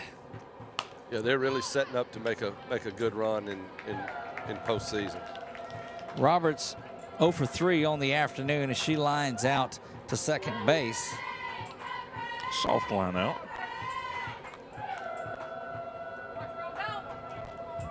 Let me get myself in the book where I'm supposed to be. And Grace Turlington. Nope. Yep. I'm sorry. Strikeout in the first. The book don't lie. Strikeout in the first and a ground out to the shortstop back in the third. You know you're with somebody that knows how to keep a book really good when they keep it in pen. I would have never been brave enough to do that. Well, it's been I was not real good when I played for Burns. I did tell you I played for Burns, but I wasn't really good. So the skill that I developed is right here. Yeah, we've got that one in our dugout we call Game Changer Girl. Ah. Yeah. They don't. A kid today wouldn't know have any idea how to use that book right there. No, not at all. They can take that iPad and do miracles. I'll get one every year, and that's what I just for the games that we do. Yep. And so last year I bought one. I didn't do it this year just on purpose, but they have those oversized ones, and that worked out a lot better for me. But I couldn't face the grief of carrying that big book with me everywhere I went. So you didn't get any grief from the game not being on Game Changer last night. Was everybody able to find us? As far as I know, everybody did. They're pretty good about texting Noel, and the parents have a group. Little check swing down the line and foul. So all of the parents have had a lot of good viewers last night on there around both LSUA fans and LCU fans. Finals just around the corner. I think that comes up at the end of this month or early May. The end of this month. Okay. Yeah, graduation's in May. Yeah. City of Pineville is going to gather around over there, Coach, before the first day of finals, and gather the group up by the flagpole and have a little prayer. We'll bring some donuts out and all of that, just to say, hey, you know what, we support all of our folks out here during finals. That's big. I had a conversation with somebody the other day that we need to be a bigger part of this community, and this community needs to be a bigger part of us, and we need to make strides in getting that to happen. And definitely did. We talked to, of course, Mayor Dupree will be at the Red River Athletic Conference banquet that you guys will have to kick that off, but we're excited about it. And then starting off next year, but right before school starts, we're going to try to gather all of the students down there by the flagpole at the river and have a little prayer service as we get things going on. So, awesome. It's part of the community, and it's important to Mayor Dupree and the city of Pineville to come out and do that, because LCU is such a vital part of our community and our area. And vice versa. Yeah. Yeah, I was just going to tell you, we've got a new outfielder out here. Our usual Kuti, who's over here in right field, being replaced by Danielle Goatley. Kuti's got a little illness that she's battling through. So Goatley now is the flex player in right. She's been over there. She's the flex. So tell us the story on that's usually Kaylee Kuti is right, over there. That's right. So she had strep or something. I saw her at the beginning. She's like, I'm not going to hold you. I'm not going to hug you. I'm not going to hug you. So thank you. But she's usually over here in right field. But this is Danielle Goatley.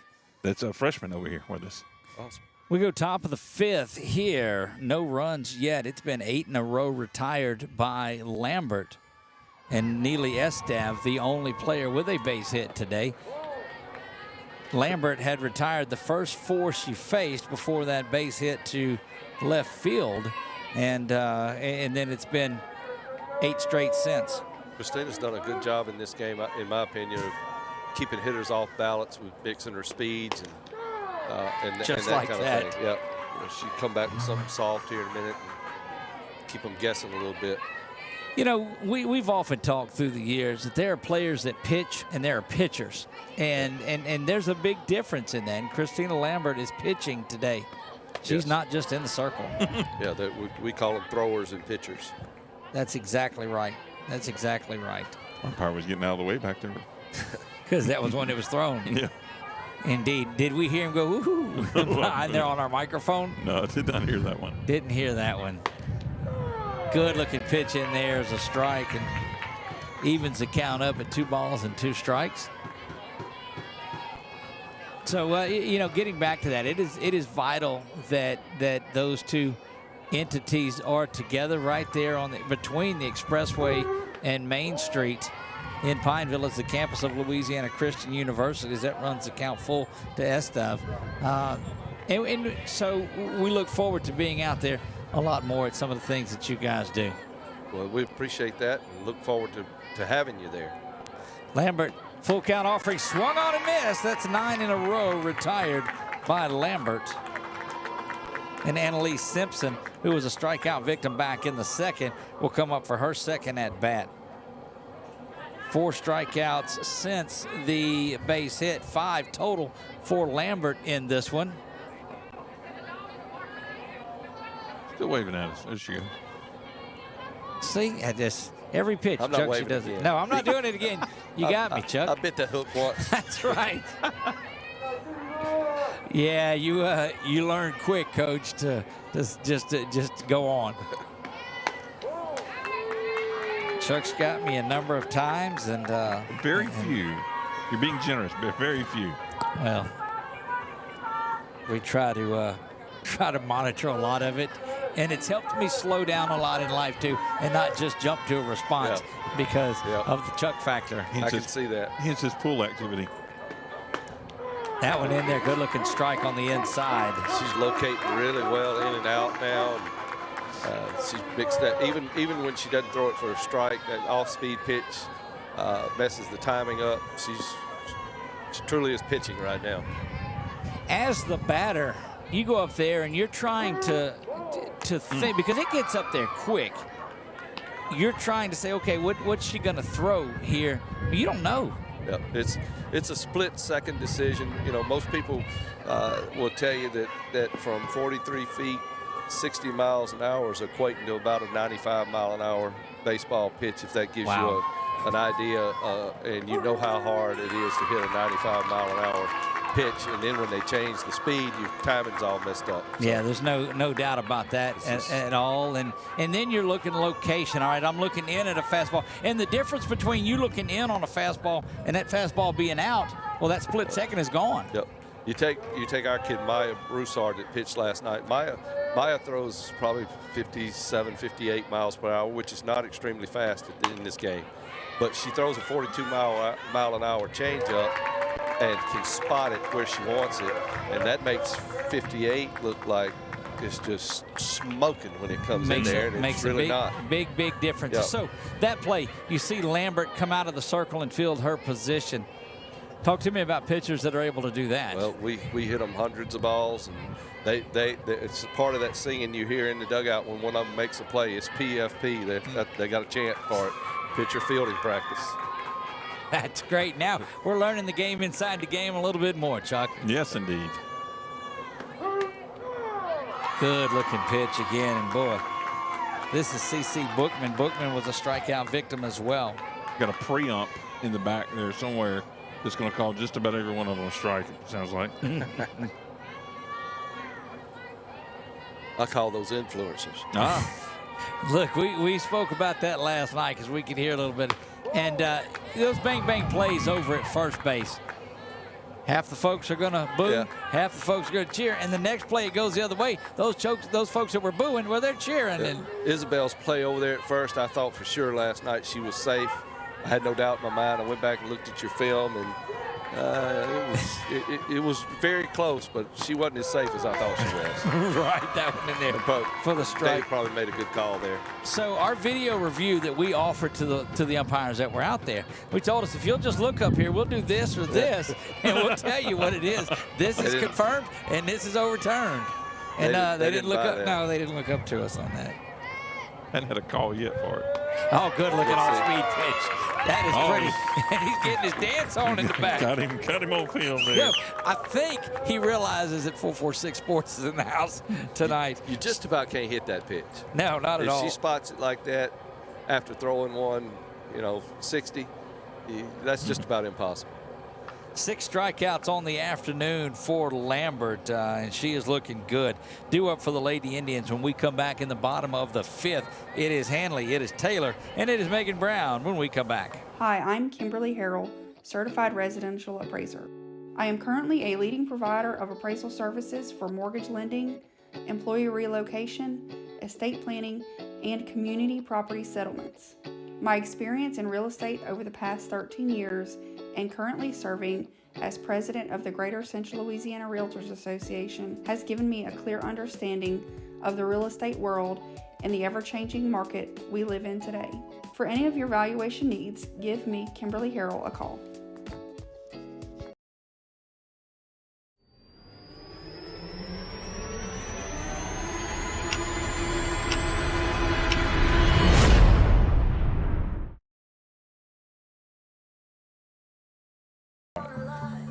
So we're back with head coach Barry Roberts of the LCU Wildcats off of their split last night with LSUA. Coach, we talked about the rivalry a little bit earlier. You guys will renew that again on April the 16th out at LSUA. Yep. That's always been a fun rivalry with us and them, and you know, almost every game's been really good games, well-played games. Those kids are well coached over there and come from class families, and you know, our kids know them and they know us, and it's fun to get out and just play. Sometimes it gets a little heated, but that's the nature of competition. You know, sometimes in the backyard with brothers and sisters, it gets a little heated. That's exactly what I was going to say. Yeah. No, that's if it's not, then you're not passionate about the game. Yeah. And so you give me a little bit of fire that's not mischievous or vulgar or any of that. Yeah. But if you're out competing your tail off, go get it. Yeah. Go get it.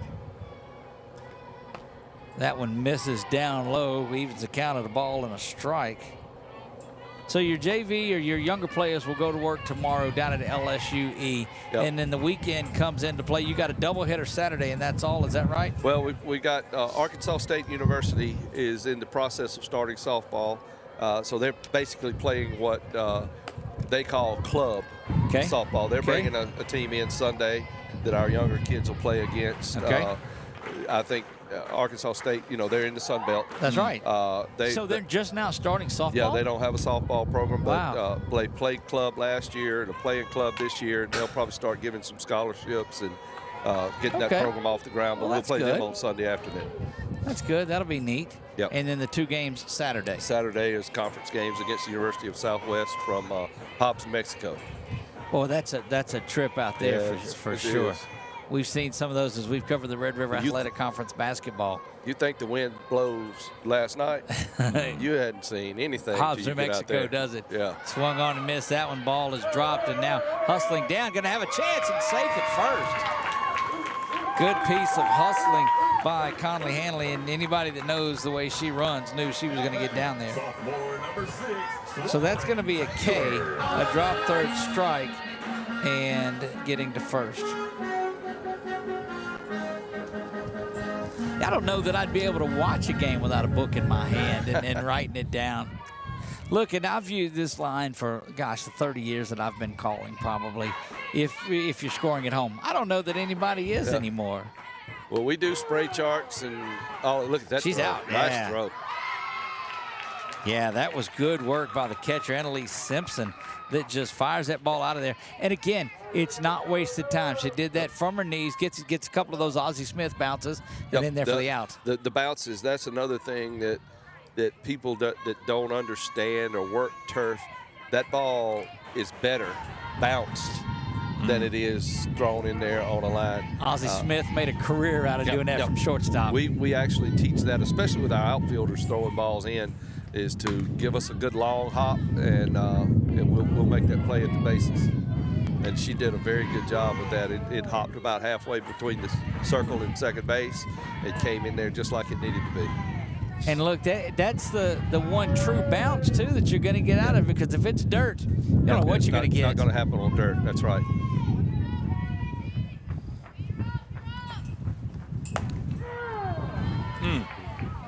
Strike 3. Catcher probably sold that one. That was a good frame. Yeah.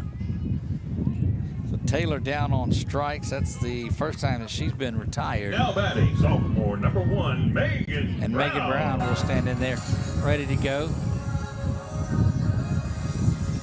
Megan's one of my little lunch buddies at school, and she plays a lot of travel ball. She was telling me about that. The sophomore, is that right? Yes, she is. That's one thing that's difficult for me to get used to. We saw a couple of your players, a couple of LSUAs, how they run up through the box on that. It's called slapping. It's a softball thing. And honestly, I don't know why baseball doesn't do it from that left side. But if you see, did it. There's a crossover step, which opens them up, and they can see the pitch pretty well, and it gives them another step toward first base. They don't have to hit balls as far or as hard, and they can beat it out. It's a good skill to have. Yeah.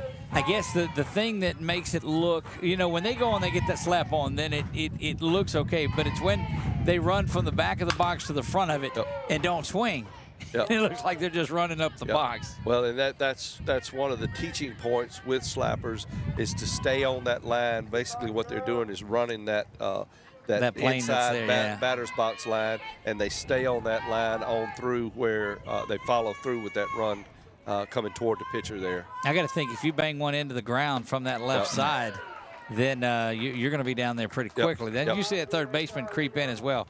Well, you saw our little kid last night. She beat out 2 bunts. And the third baseman was standing in the batter's box with her. And just got down there. That's the speed of this game, and the speed of this game is rolling right along to 1-2-3 inning there. We move back to the top of the 6th. When we come back, the Lady Indians lead this one 7-0. We'll be back. You're watching high school softball on 446 Sports. Our mobile banking app is changing the way we bank. Things are getting easier, transactions are getting safer, and you have access 24/7. All the functionality of banking you're used to, made easier to use, anywhere, anytime, and more secure than ever. Simple, seamless, safe. Download our mobile app today.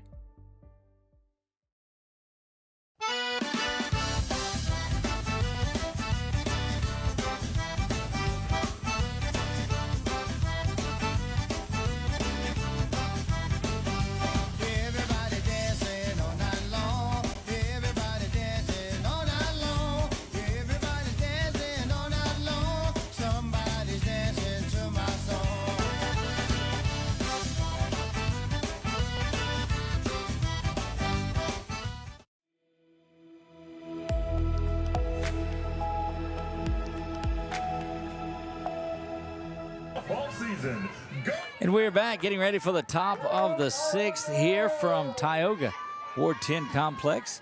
7-0 Lady Indians lead this one. They picked up 4 in the first, couple in the second, and 1 in the fourth.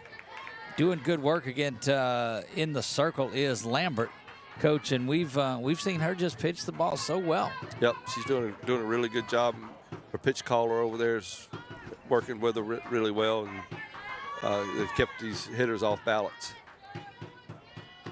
And again, to that, she's throwing ground balls, and 15, Troquill over there is sucking them up and getting them over to first base pretty easily. Yep. Well, you like to see them throw a lot of ground balls. Give your players an opportunity to work.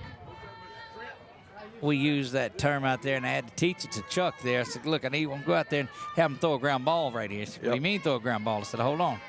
And they did it. Oh, good off speed.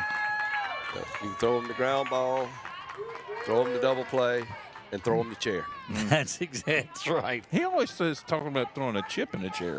No, I did. So no, that's a poker reference, is what it is, and that's what makes. So here, I'll get on that, and Coach, I think, may agree with me in this of what makes baseball / softball the greatest game that there is, because you got to give every player you got to have the outs. Unless you run rule them, you can't take a knee, you can't do any of that. You got to give them their outs, and so in poker, that you say you've got opportunity. If you've got a chip left and you got a chair in that tournament, you got a chip and a chair, so you got a chance. Got a chance. So right. If there's an opportunity, if you've got 3 outs, well, some crazy stuff has happened with 3 outs in a game. It was borderline getting there last night in that second one. It was borderline getting there. Oh. Good looking strikeout there. Strikeout number 7 by Lambert. That was Georgia Millen. I'm going to make an adjustment on one of these cameras. Help yourself. Now batting, number 22. It keeps moving on me, and I don't like it. Caro Bookman will stand in there. She is the right fielder. No, that's an old poker reference there, Chuck. Chip in a chair. Yeah, you can't hold the ball and run clock in this. You can't take a knee. You can't do any of that. You got to give every person. Formation. No, you got to give them their outs. Yep. Yeah, that's what you gotta have. And here most of the time we play it's 21 outs. You get another run rules you throw into it, and I get all that. But every team gets their 21 outs. Lambert throws a good-looking one, misses. Oh no, there it is.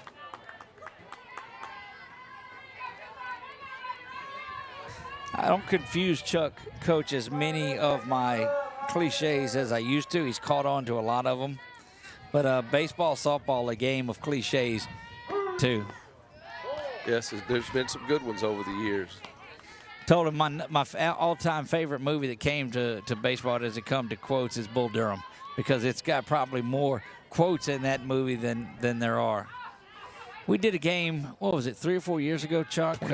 21. We went up to Dyersville, Iowa with Grace Christian and did that game. That's back-to-back strikeouts for Lambert. She's got 8 strikeouts on the afternoon, but got to go call a game from the Field of Dreams field and go see all of that. And now batting number 15. And I got to believe that Hobbs, New Mexico wind battled that Iowa wind, because the corn wasn't in and it was just wide open out there, and that wind was really blowing. Yeah, it does out there. It really does. I had to anchor my tripod because it was blowing my tripod over. Good-looking pitch there from Lambert as she's back to the top of the order now, and Sinclair Simpson, who was 0 for 2 on the afternoon. Those cliches are fun with these kids, because I'm like you, Doug. I've got a few years behind me, but it took them a month to figure out what a crooked number was, what a Linda Ronstadt. It took him a little bit. What is a Linda Ronstadt? What does that mean? Blue Bayou. So now that's one of their. Now they've latched on to that. Chuck, that's one of their songs they sing. Do you see where I get it? It's beautiful. This is just years spent at the Diamond. I need a pen and paper. I need to write some of this down. Look, this is pure gold up here right now. The old duck snort. Yeah. That's right. Word burner. I pulled out a word burner last night. Texas Leaguer, Baltimore Jobs. You go down the line of it. Wow. Had to explain to him, and explain to him on the air the can of corn. Yes. So center fielder's out there, and can of corn, and he didn't, I don't think, understood. He's like, I know he's not saying can of corn, but legitimately I was. Yeah. Down on strikes. She's got them. They're just guessing in there right now. She's got them really off balance and thinking that's too much. Is what they're doing. 5 of the last 6 hitters she's retired via the strikeout. You know what the other one was? That was the one she hops out of the circle and fields herself and throws out. So great work by they're very Lambert. off balance right now. That is, goodness, let's go all the way back there. So 3, 6, 9, 11 in a row retired since that one base hit. She is just a base hit away from what is a perfect game in this one, and really just rolling. And if you want to come out and give yourself some end-of-the-year momentum, come out against a 6th-ranked team that you have a chance of seeing in the playoffs and doing this. She's getting up close to double-digit strikeouts, I would think. She is. So she started the inning with 6 and has 9 now. Following this one, and we'll come back out in the top of the 7th, because I dare say normally you see a combination of Roberts and Lambert, but I don't see a way that you get that you do anything other than let 25 hop back out there and go back and get it again. And had herself a pretty good day at the plate. She scored. Let's see. She got on the single in the second. So she's got 3 base knocks out there also. She's shown no signs of struggle or anything, no control problems. I think you leave that totally alone. They got her over there getting loosened up just in case, but she's got this one if she just holds on. I think is that Roberts or is that Lauren Taylor over there? You're way past it. Look, looks like Taylor. Her hair's a little darker than Roberts. Look, I love the start of basketball season, Coach. I lost my glasses, and my wife said, just got to deal with it. So I can't see past about right here. I can get home plate, but a number that's there, I need those too, the ones that hang on there. But yeah, that's what it goes. And so I think I need to get me one for my truck, one for each different spot that I'm going to be, and give a pair to Chuck, because most of the times we're calling games together. Yeah, that's the thing. He would always come and say, you have that little pluggy-in thingy? No, that was the cord for his phone to charge it. Right. Or his binoculars, which were my binoculars. But have them on set for there. So you speak binoculars. I knew it was time to get glasses. That one ground over to shortstop. Got to hustle. Throw across the diamond. Nice play. Good play across there. And Coach, what you saw is that back foot against the flat part of the base to give her to make sure that she was on there. Yep.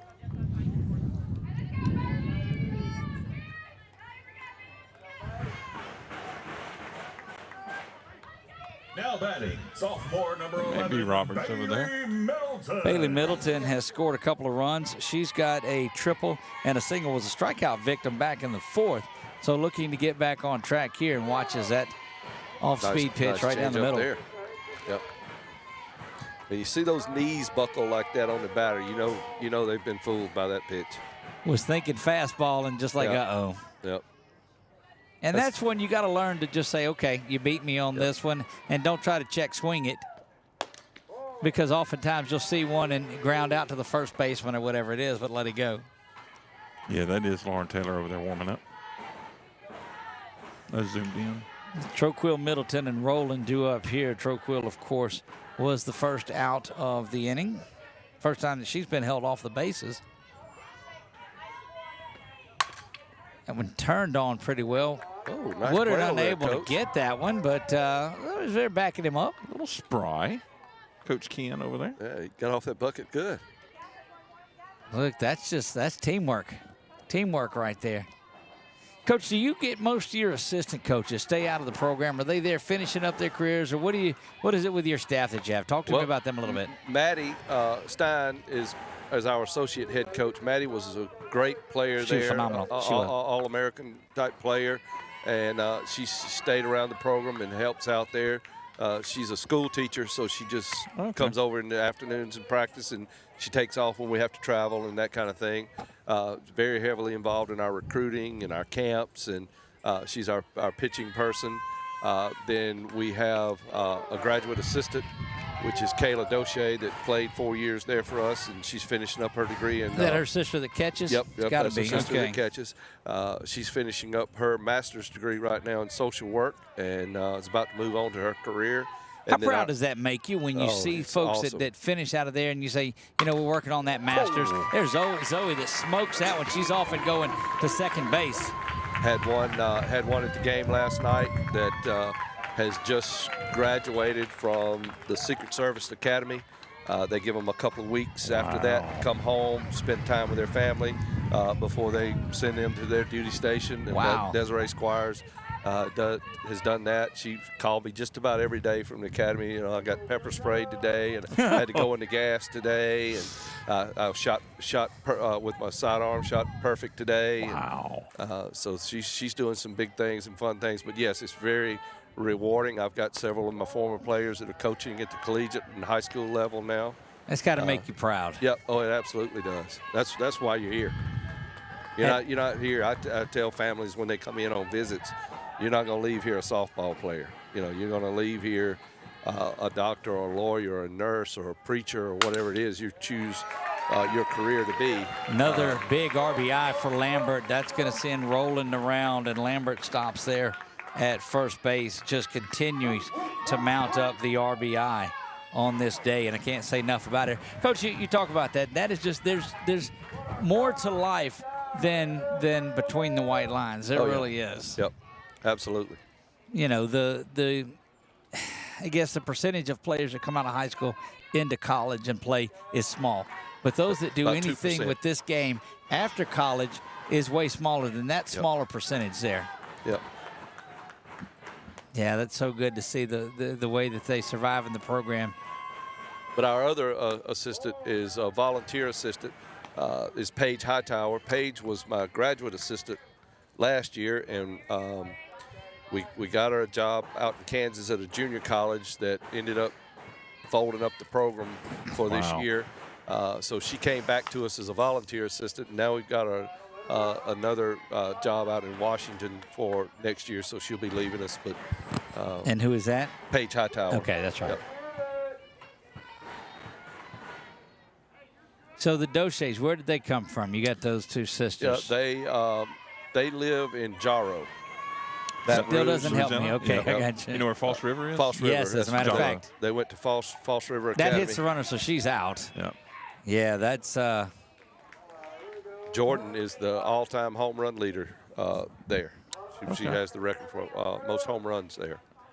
Well, Coach, we're going to leave it right here. We've got just one inning to go in this one as we reach the top of the 7th, and barring something like me, announcer jinxing an 8-run comeback right here. This is those that the head coaches hate to hear me talk about. But this could be the very last half inning, Coach, so we'll just keep it right here and visit with you some about it. What do you have coming up into the season? I know it's winding down. Well, we've got another series with Jarvis Christian at home. We've got Texas College coming in at home. We go to William Carey next week, which they're nationally ranked. We split with them at our place earlier. Do you see Olu again? Not until postseason. Okay. We are East-West set up, so they're on the West. We only play them once regular season, where we play everybody in our side twice. Okay. So Noelle, and I've got to share this with you too. Once she does, she says we usually just type it in and give it to the nearest fielder. Yeah. That's not correct. That's not what you do with it. That was one thing that came to mind. It may be first base unassisted. Right, and that's what that's what would make sense on there. But again, I will have the answer to it. And look, she's probably right because look, I don't know many times, and I've only known her a little while. I don't know many times that she's been wrong about something. I know there are some things in that game changer format that I'm not familiar with. There's some others in there, right? That I don't know. I don't know what that is. That's not what I learned with scoring, but I know you got to score it. That's correct. It's probably a scoring that is obviously unique to softball because baseball you don't have it. You don't leave early. Right. That's right. It is part of the. How often is that? I mean, how often do you see that where they left early? Not very often. It's the balk in baseball is a thing, and a balk in softball there's not such a thing. That one fouled off of the batter there in the box. So anyway, you got the series coming up. You'll have William Carey again, and then postseason play starts the week of the 1st through the 5th. That Wednesday night is the 1st, where all the teams will come in here. And our area has been pretty blessed. You know, they've got basketball, men's and women's Red River Athletic Conference tournament, and now the softball one coming here as well. One thing that helps us, and same thing over in San Antonio with those two schools, is having two schools that have trainers to share, right? Have SIDs to stat and share, right. Administration to share. Yes, and the cooperation between Tyler Unsicker, the AD over at LSUA, and Rainey Mason, the athletic director at LCU.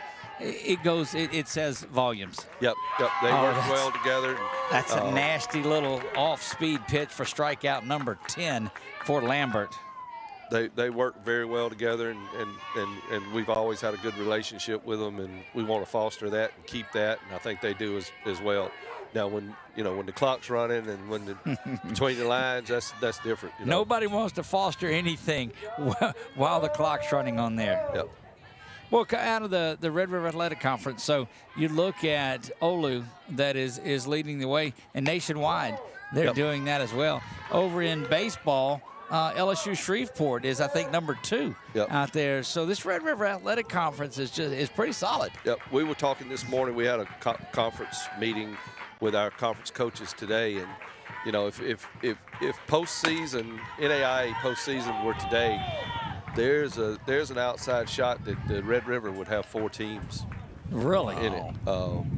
And that's not the 48 that are going, and a lot of automatic bids built in there and that kind of thing. So the softball in the Red River Athletic Conference right now is very, very strong.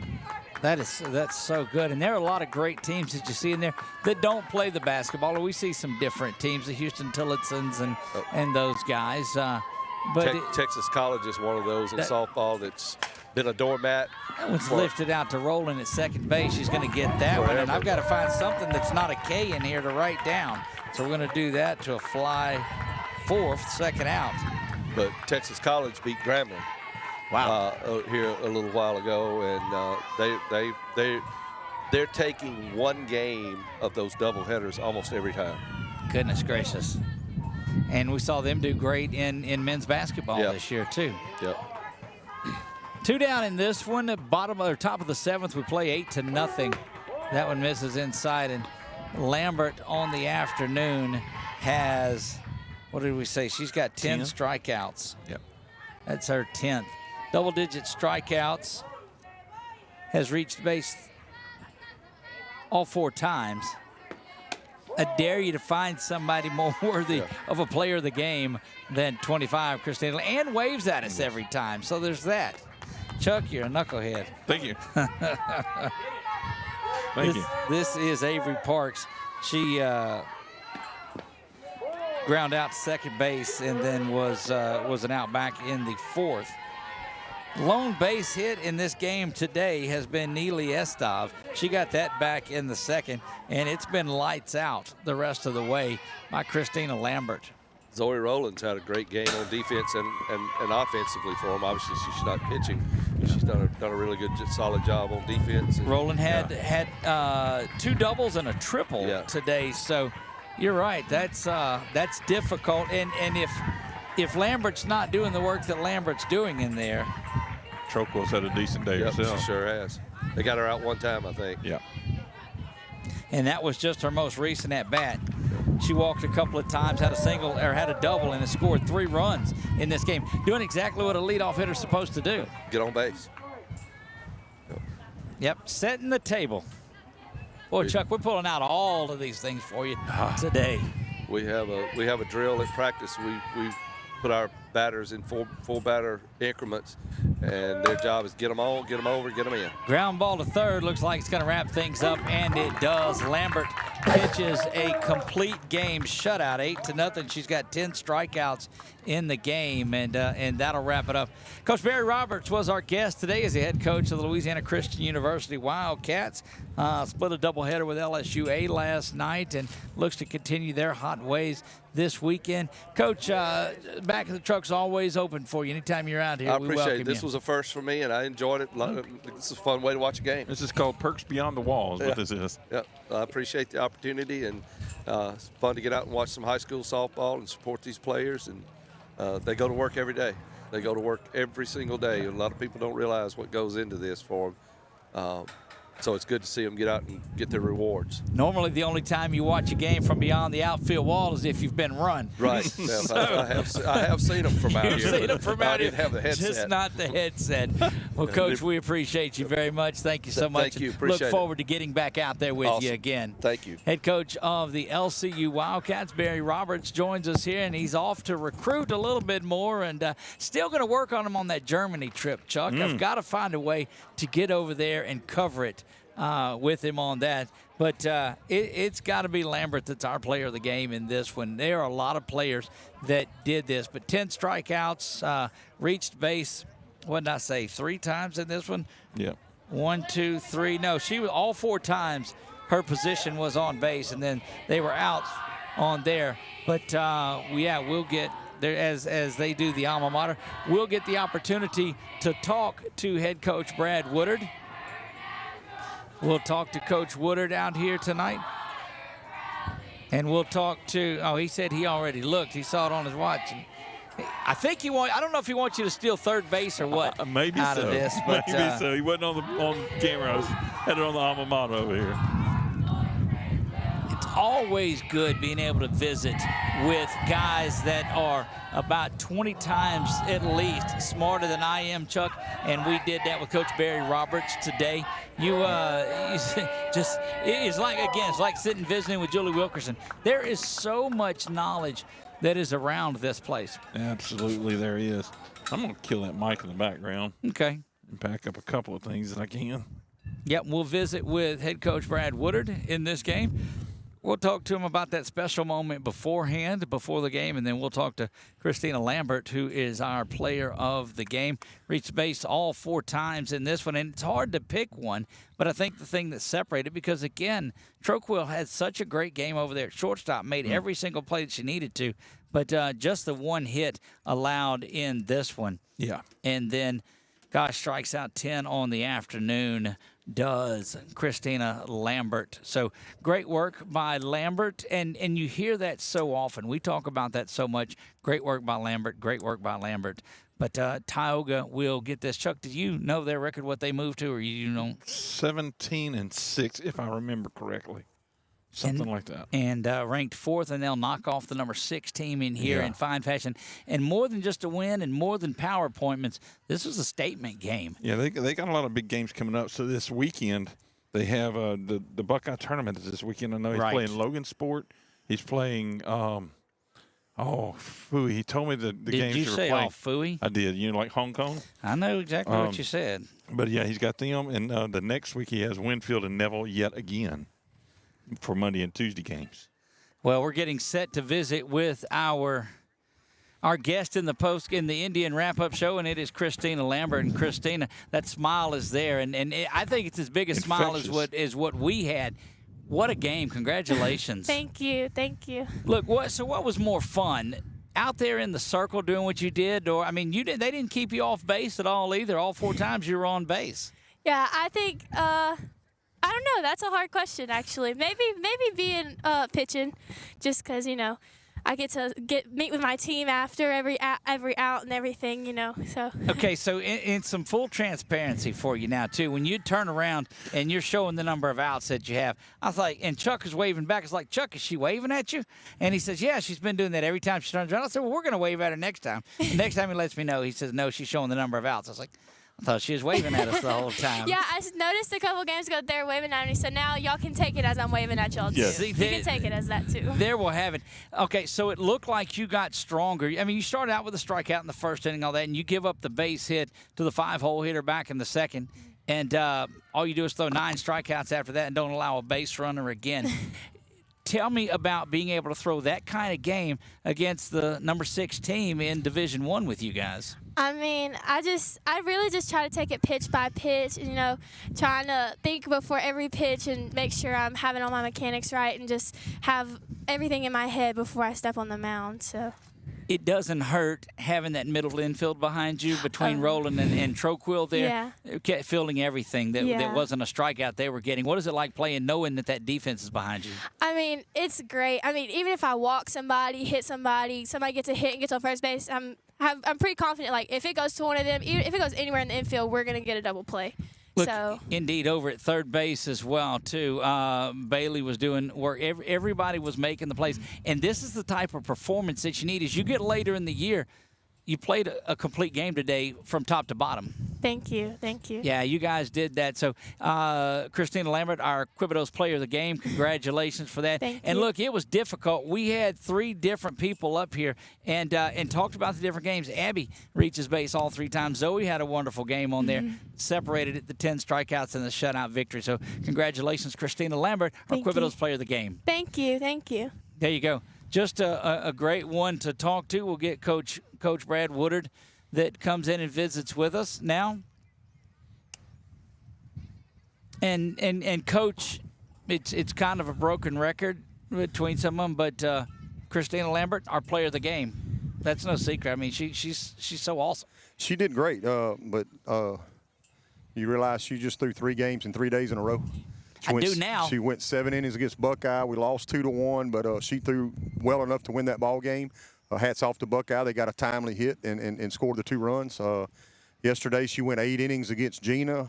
We had to come back in the 8th inning to win that ball game, and then today I think my wife said she had 10 strikeouts, maybe 1 hit, 1 10 walk. strikeouts. The one hit was back in the 2nd inning to the 5-hole hitter, and after that it was just lights out. It was 3 up, 3 down. Yeah, we gave her an ice bath yesterday, and Robert's got her finger hurt, so her pinky, we're not sure if it's not broke. Right.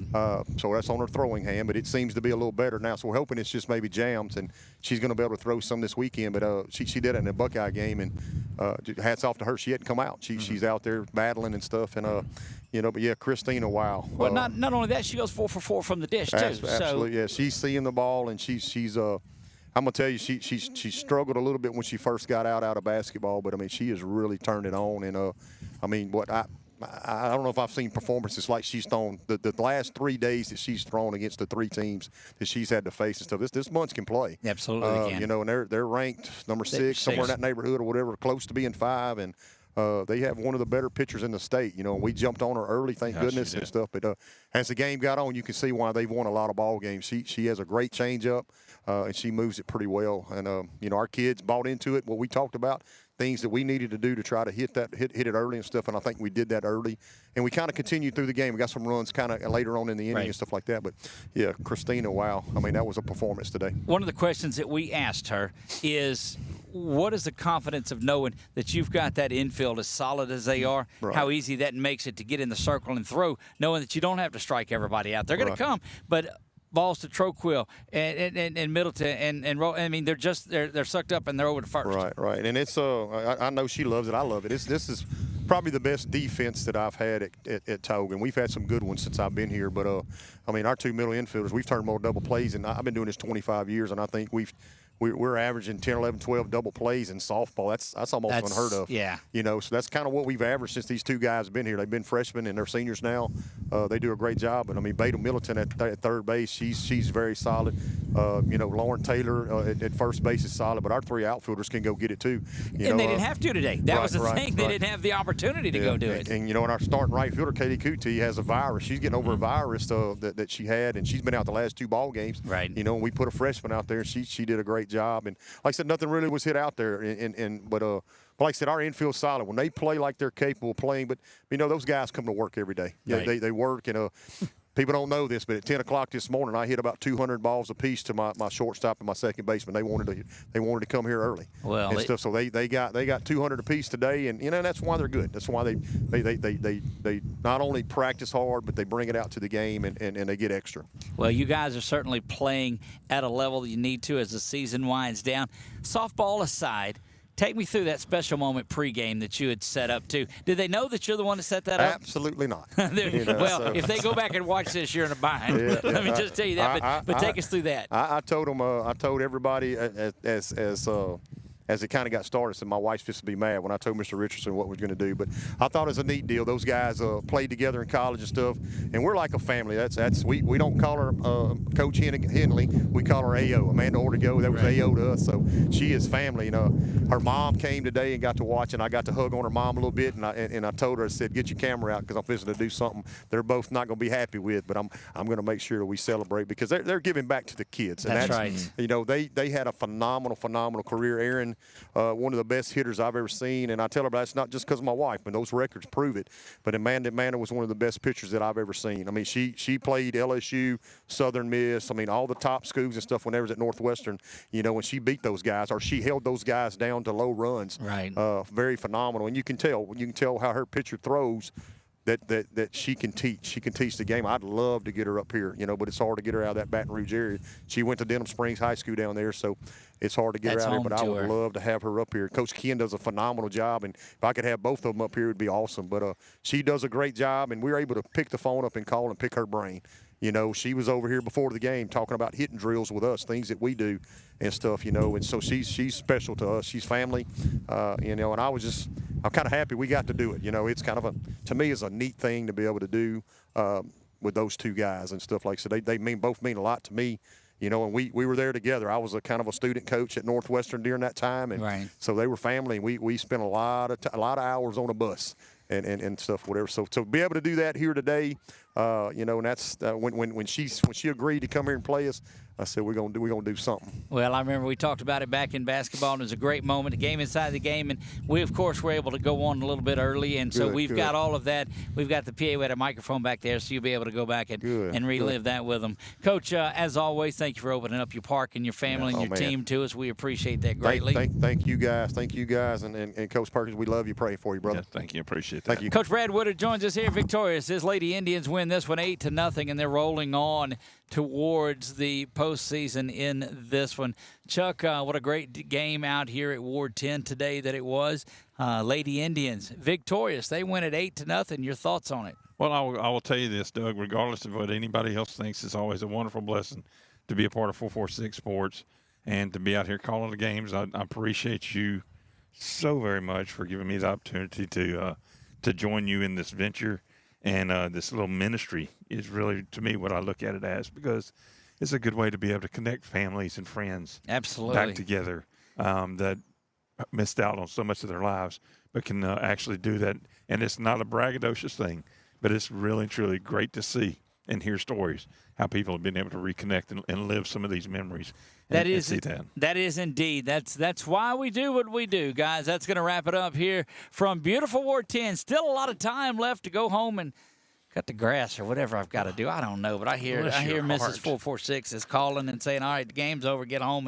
And you got honeydews to do. So we're going to wrap it up here, guys. Thank you so much for watching us. You saw a big one. It was St. Joe's Academy coming up here. They were the 6th seed, and Tioga takes care of business. They win this one 8-0. Our Quibidos player of the game, Christina Lambert, 10 strikeouts, 4 for 4 on the day.